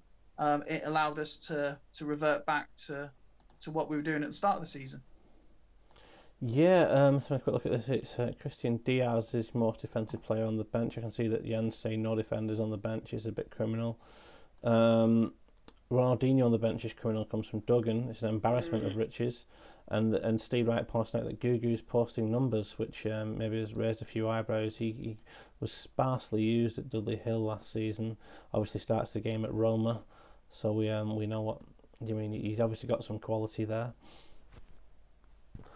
Yeah, as a lot of people know, there's a chat that I'm lucky enough to be part of outside of these with a few of the guys, and we talk about this a lot. There's questions asked about if he's good enough when you look at the likes of Ambrosini, Zayalias. Is he good enough? And so far he has been. And as you alluded to, the fact I'm able to put Ronaldinho on the bench, it's something that when I've tested this again, it's that dreaded thing about home staves. When I've tested it, Kuhl seems to do better in that position when I'm playing this, which is the only reason. And in alluding to how confident I am, it's a conversation I started having with Steve earlier. In terms of confidence for the game, I believe this Devils team should be beating Aster convincingly. I'm confident we could do it. But the flip side is, because we've started so well, I can't remember many times I've put sort of 4 wins together in the Super League. So I'm due a defeat at the same time as Aster have picked up a good win last time out. So I'm a bit apprehensive, but confident we can get the result. Well, there we are. A quick look at what people are saying in the chat. Dimmo's going 2-0, Wood is going draw 3-1. A lot of people going for a home victory. Alfbridge going for the away victory. Good on you, Alf. Jens going 3-1. Ian going 2-1. Champ Mega Horse going 3-1. Wooder going 3-0 as well for Aster Athletic. Ian, what do you think? It wouldn't surprise me if Alf got something like this, but I think it'll be a Devils 2-1 victory. No problem at all. Devils 2-1, it may be. You know Solskjaer's going to score, given everything that's said about him as well. Oh, you roll the dice, mate. You roll the dice. Let's kick this off and see what happens. Aster Athletic looks like they started pretty strongly there, but no goals. And Penza getting involved. You mean every time you see Penza's name, you expect a goal. Silvino, Rui Costa. Well, Aster definitely involved in this, and there's no goals after 18 minutes. Doug Prentice involved there, but there's Sammy Hoopier. No defender on the bench. Near defender on the bench, indeed. I think it's got to be. I'd put probably Kaluzny back and Matt Vivian Foe on. Level as well. Yeah. So that's what I'd do. I'm obviously going to wait for Alf to confirm that. That's generally what I'd probably go with, looking at the fact that Kaluzny tackling 15, positioning 16, marking 16 seems more. Alf's agreed. Alf's agreed with you as well. Oh, actually, Matt Vivian Foe. I'll give Alf a second, but 20 tackling, 19 positioning might be a better centre half than a defensive midfielder.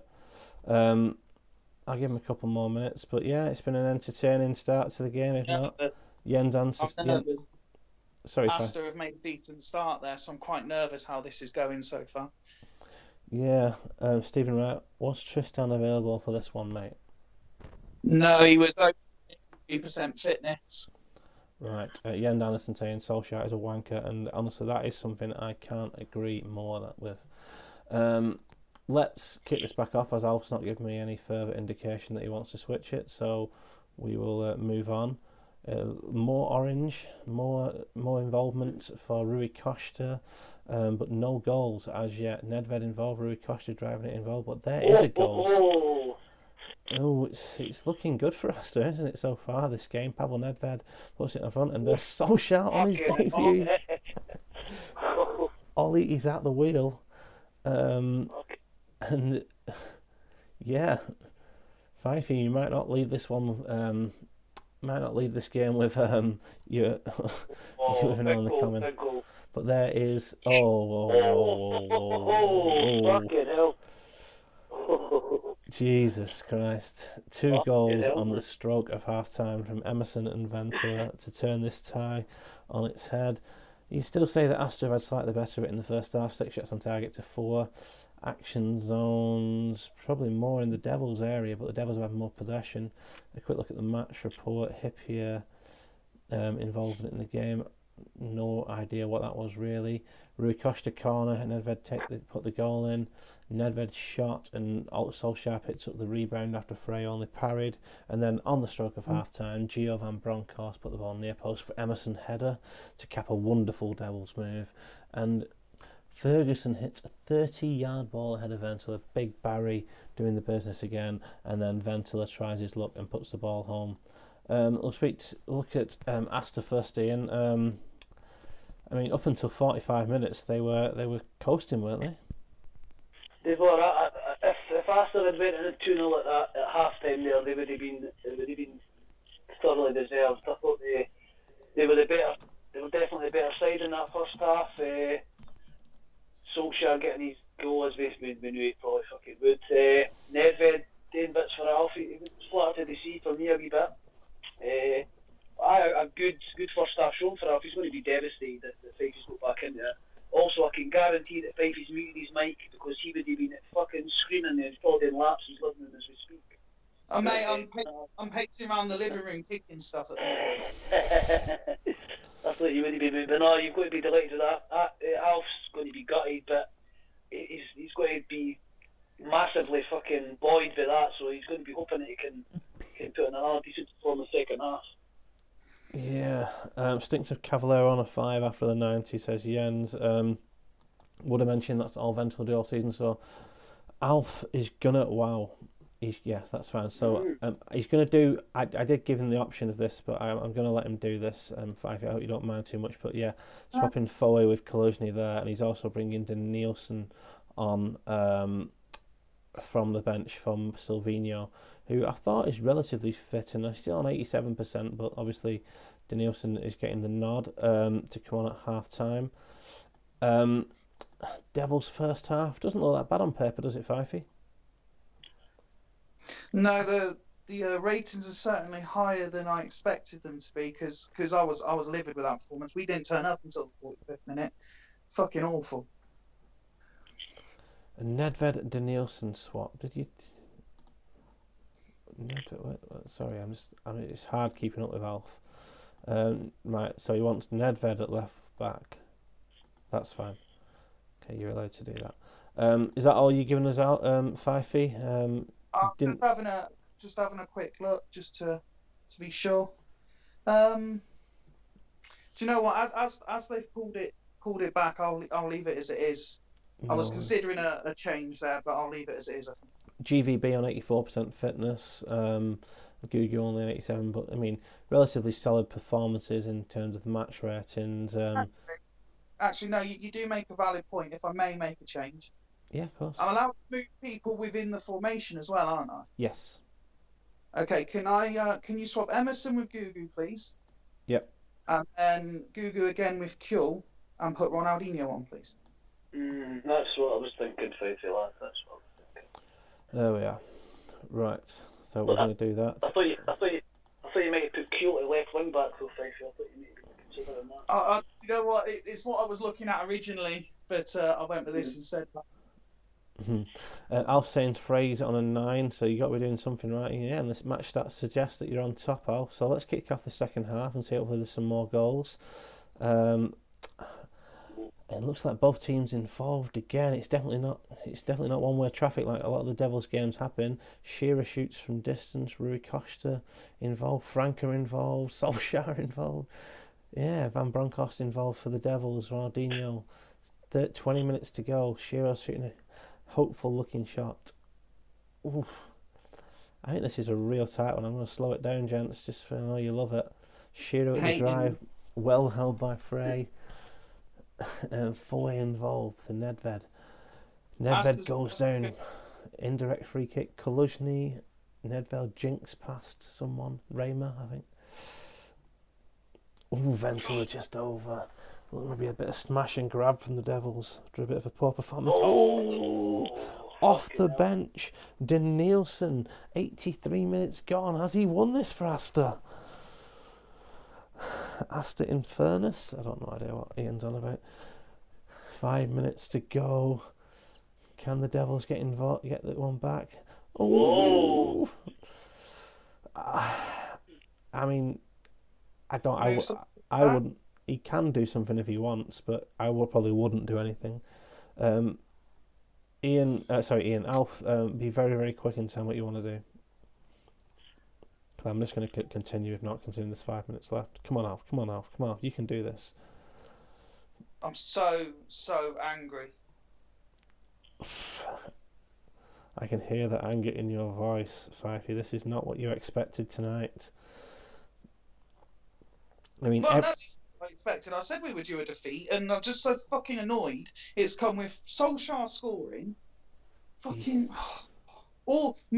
virtually all our best players on the pitch. There's absolutely no reason for this team to be losing. With all due respect to Al, it's this fucking Aster team. Move to your central for me, like, right? I know it is for me as well. I basically when someone's in the chat, Ian, I don't like kind of doing stuff for them that they can tell me. So Alpha's agreed with a lot of people and saying put Ole Gunnar Solskjaer back. That's exactly what I had done. Now he can either keep Shearer there or he can put him central. But Alf hasn't said to put him central. Alf, tell me if you... Right, forget about putting it on very fast, Alf. Do you want Shearer central or do you want him on the right?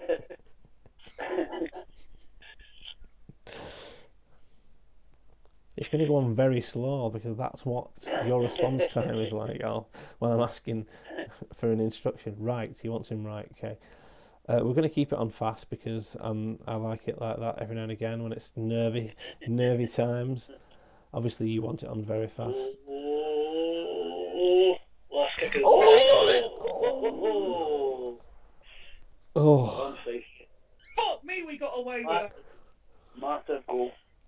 Oh, a million Panzer. Oh, a million Panzer. And it's absolute heartbreak. Yeah, how the hell have we got away with that? I mean, as I say that you didn't score a goal in normal time, 5 feet. All 3 goals came added on time. That is absolute. Are you not entertained? Absolute robbery. According to Alpha, he's saying robbed. He'll be absolutely devastated. The better team away from home at the Devils, who've been on fire. 11 shots on target to 6. I mean, what is this really? Fifey's massively celebrating the victory, like he's got the victory here. We're still unbeaten. We've proven that we've got, the mentality to play to the whistle, and we have smashed and grabbed it. But that is the sort of thing you have to do. We can't go and blitz every team 5-0, or everyone will be claiming it's fucking corrupt. We've gone away. We've given little old Aster their day out in the sun, and we've still got a result. Right, it's a bit of a solo effort from Danielson. Franco made a sliding tackle but took the man rather than ball, and then in the 95th minute, whenever it was, 92nd minute, Van Bronckhorst centred the ball from the left, and then Penza beat the keeper. At the start, Brian, to you, my plan is to go to the end of the season unbeaten. Here I am, still unbeaten. Get it. Ian, I don't know if you're in the chat. Lee Dimbles put Fifey's cat better cover its ass.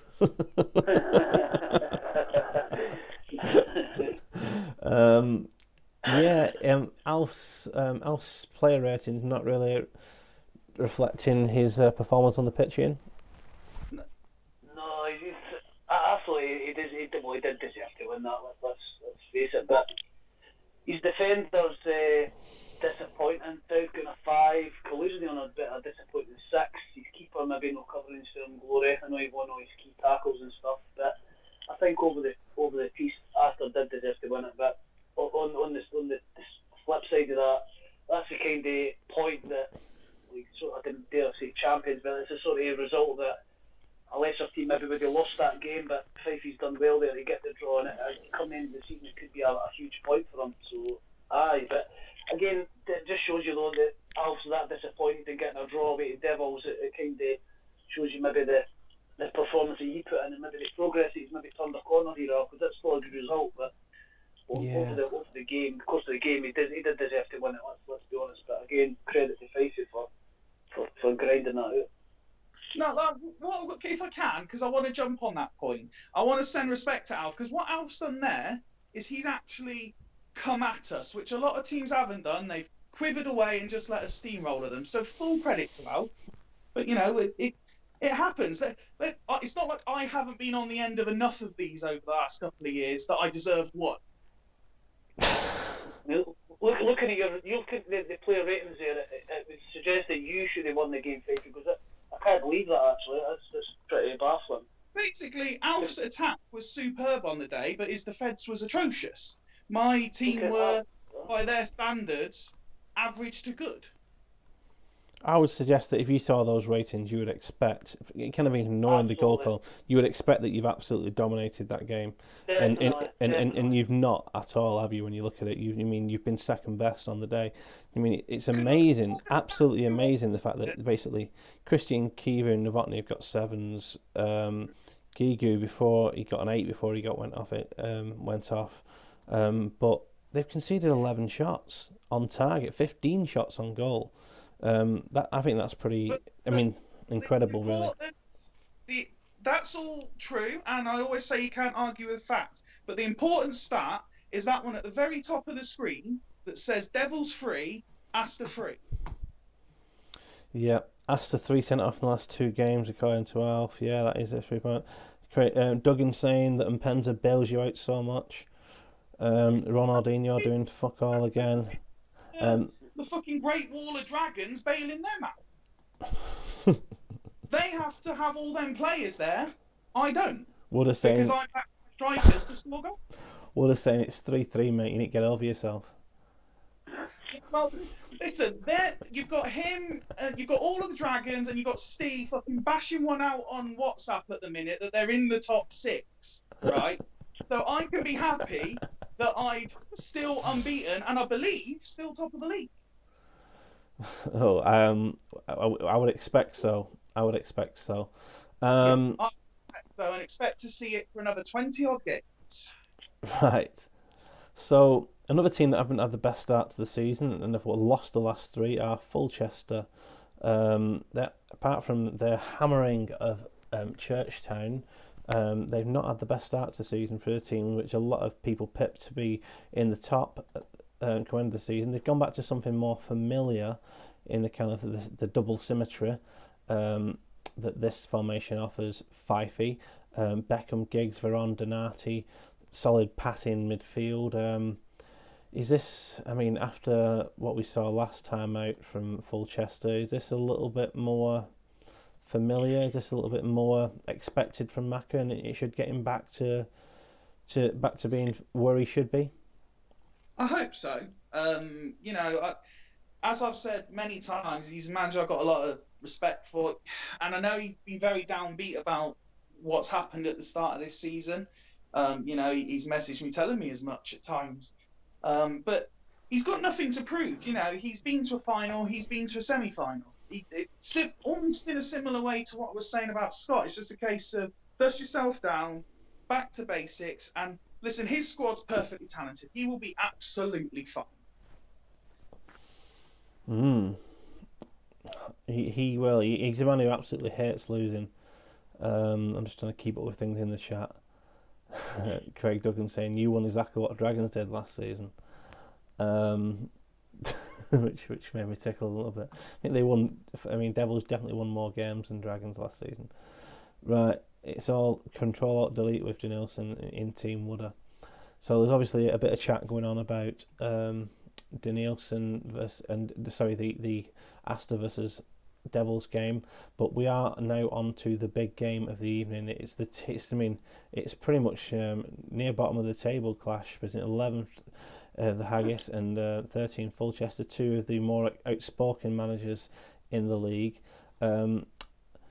Sticking with Michael Owen after a couple of bad performances, going with a more back to normal lineup. Diabobo Balde comes in at centre half after him playing 1 at the back, I believe. Obviously picked up in the auction pre-season. He's gone with Veron, Donati, Beckham. He's obviously not fancying Paul Scholes. Biscan, pretty much he's a substitute in every game. Not giving any chances to Chris Sutton. Comandini gets a place on the bench. Louis Zhao came off the bench to score last time out, and Saviola's dropped to AMC. Let's see if that can get him back to winning ways. We've got Tinder 86, Mr. Ian Campbell's Haggis Hunters, British Sporting Elite, up next. Ian, no one has bigged up your squad, more than yourself. You've definitely got some world-class players in there, none bigger than Patrick Vieira. By what you expect, Ian, you've got to admit the start to the season, 4 points and 3 losses on the bounce, has got to be disappointing. And I was wondering if you've got any insight into what exactly is going wrong and what you're going to do about it. It's not been great, to be honest. It's still the whole formation thing is maybe a bit of a distraction, to be honest. I'm maybe still trying to find. that though, I did use a similar formation in the last division of Super League, the long arrows, and it was relatively successful, but I don't think I'll be using it again. I've been mixing and matching a bit too much, and it's a cardinal sin. You need to try and, in my opinion, stick with one or two formations at home and away.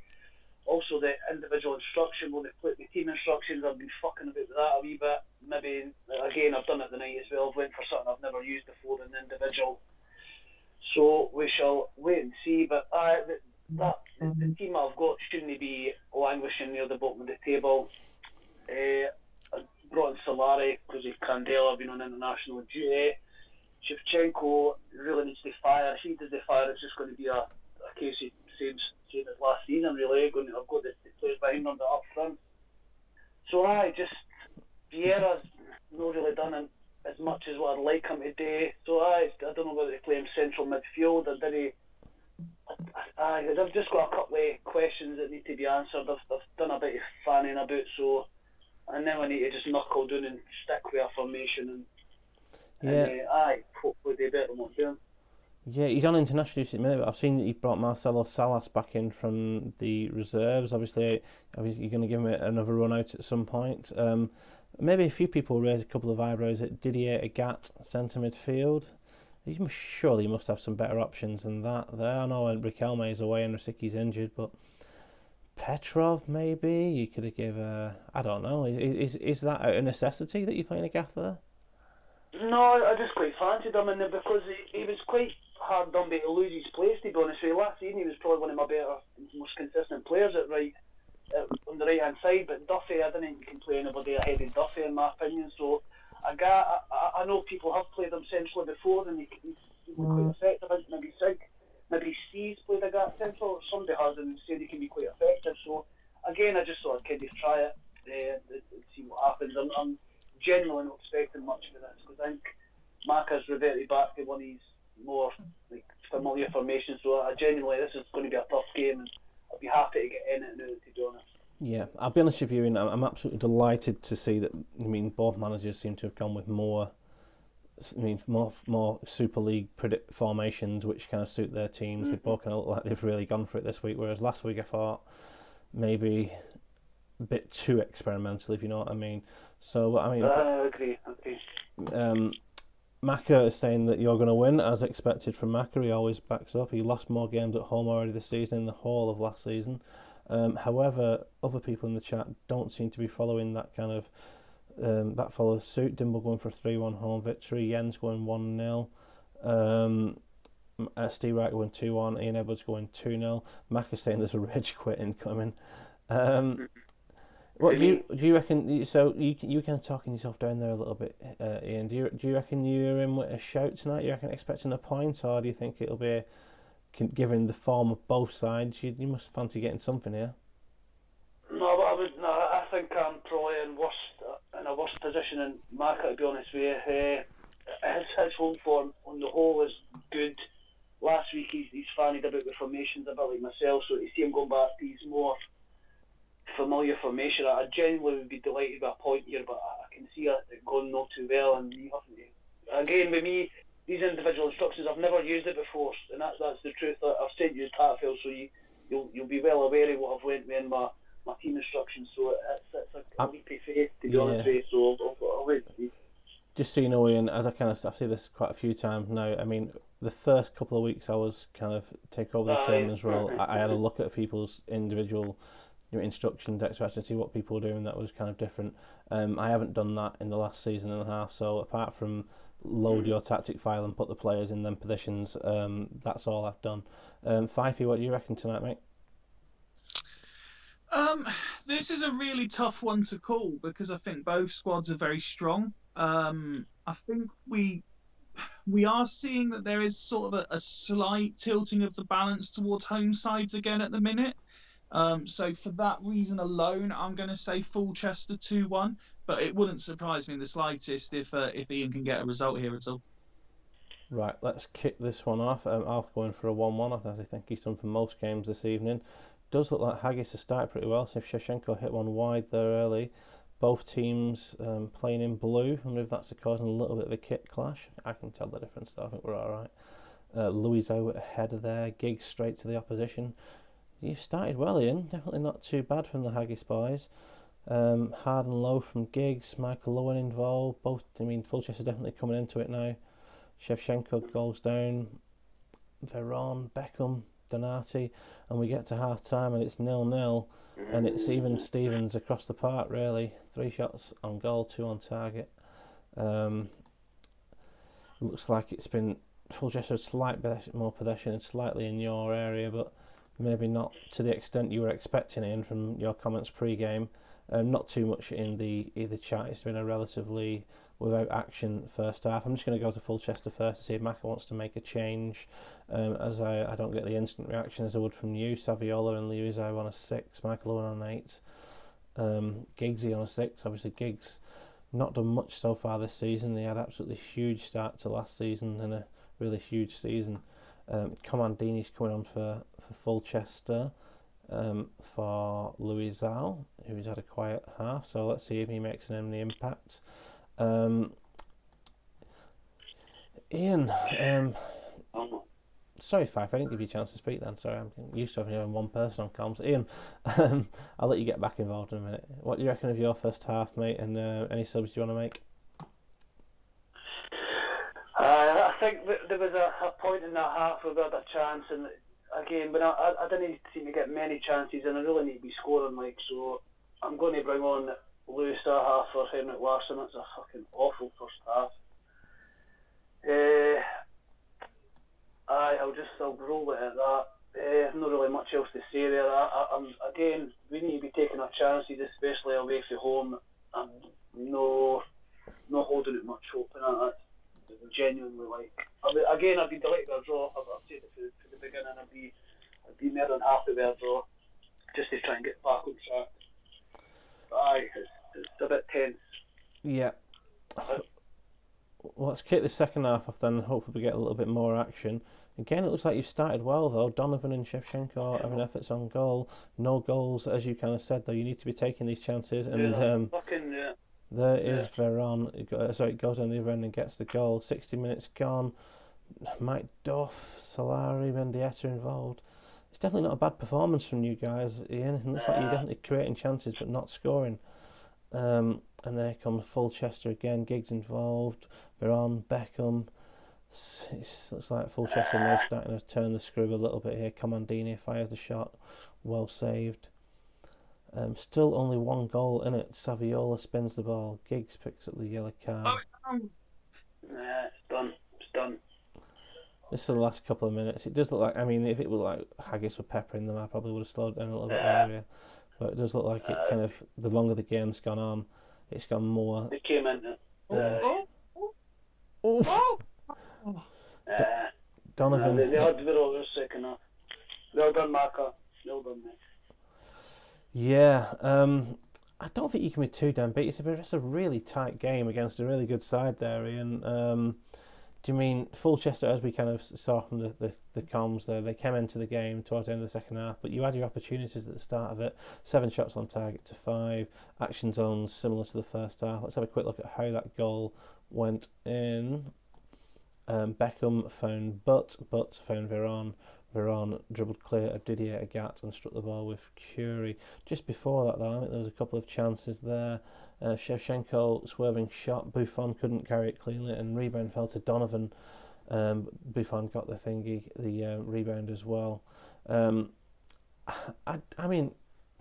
don't think you. Not the best performance from your front men.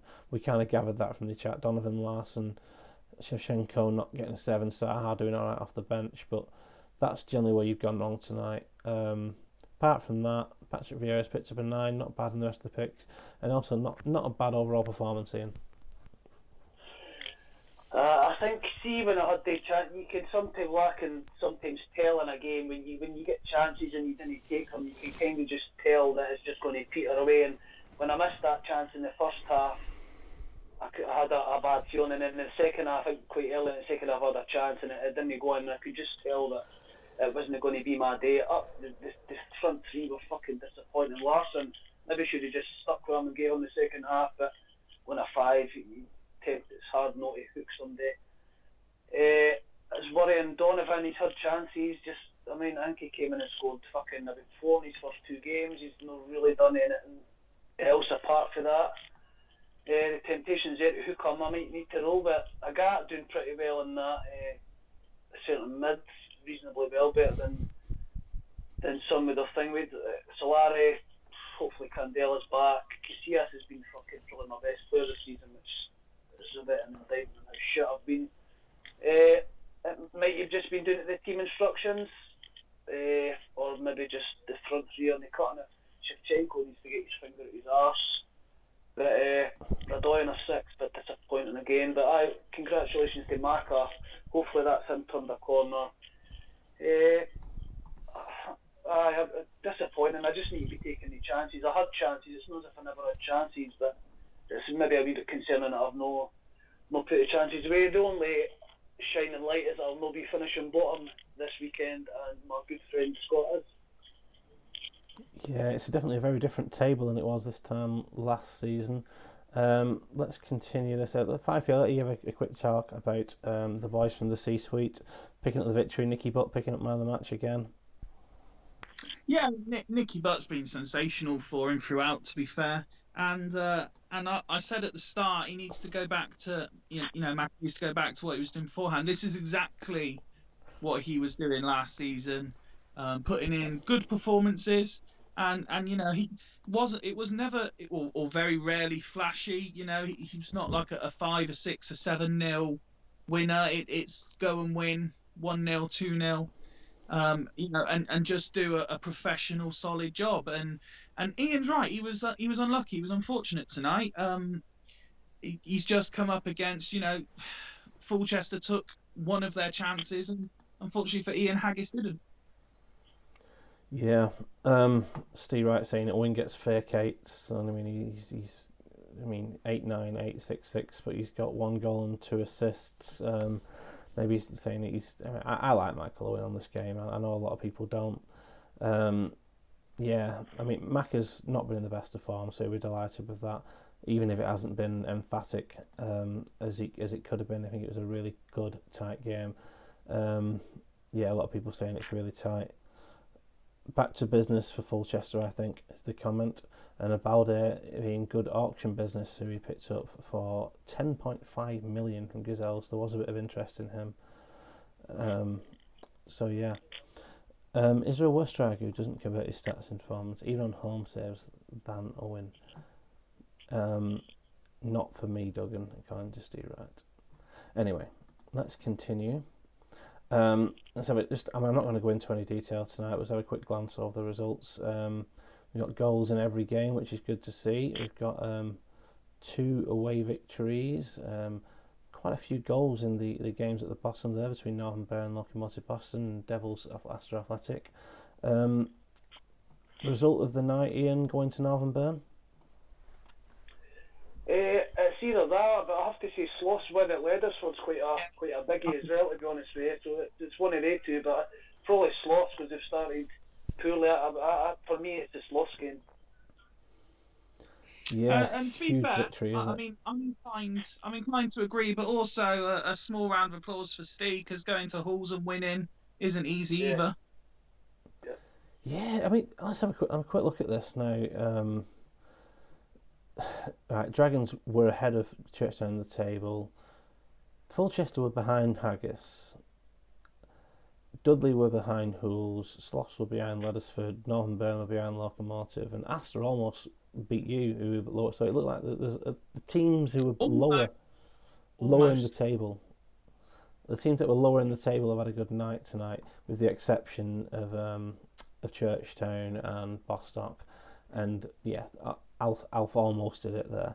But Sloss is winning the night. If you were to split it out, I'd go as far as saying Aster were performance of the night, if we're giving result of the night to either Dudley or Sloss. Yeah, fair enough. Yeah, I'd agree with that.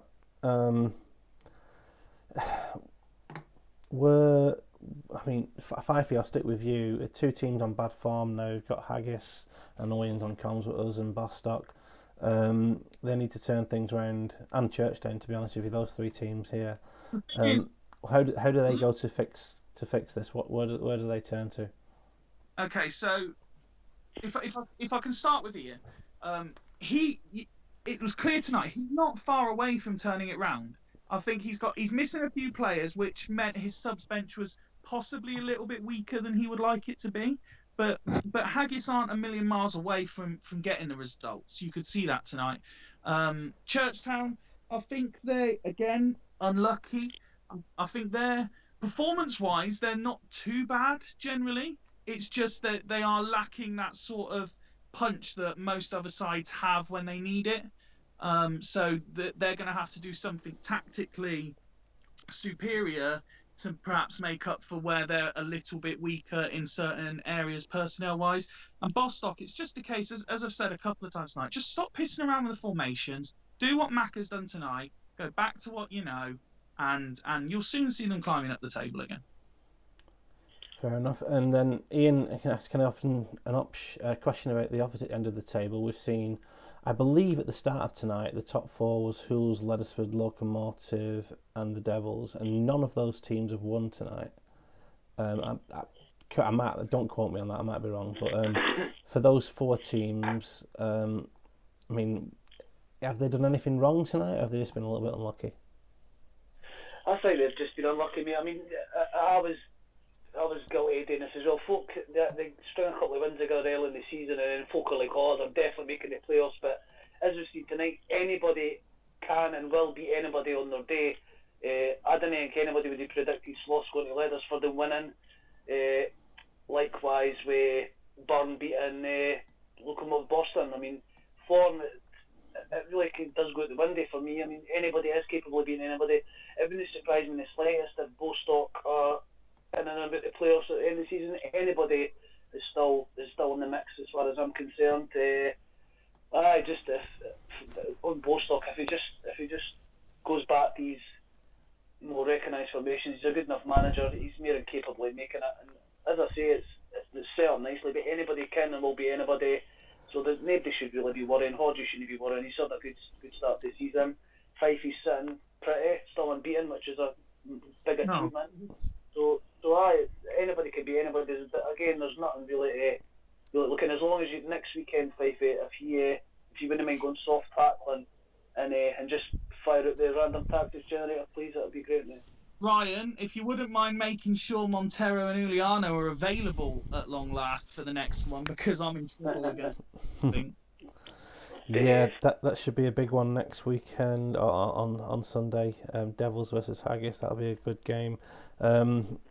Yeah, I mean, quite good.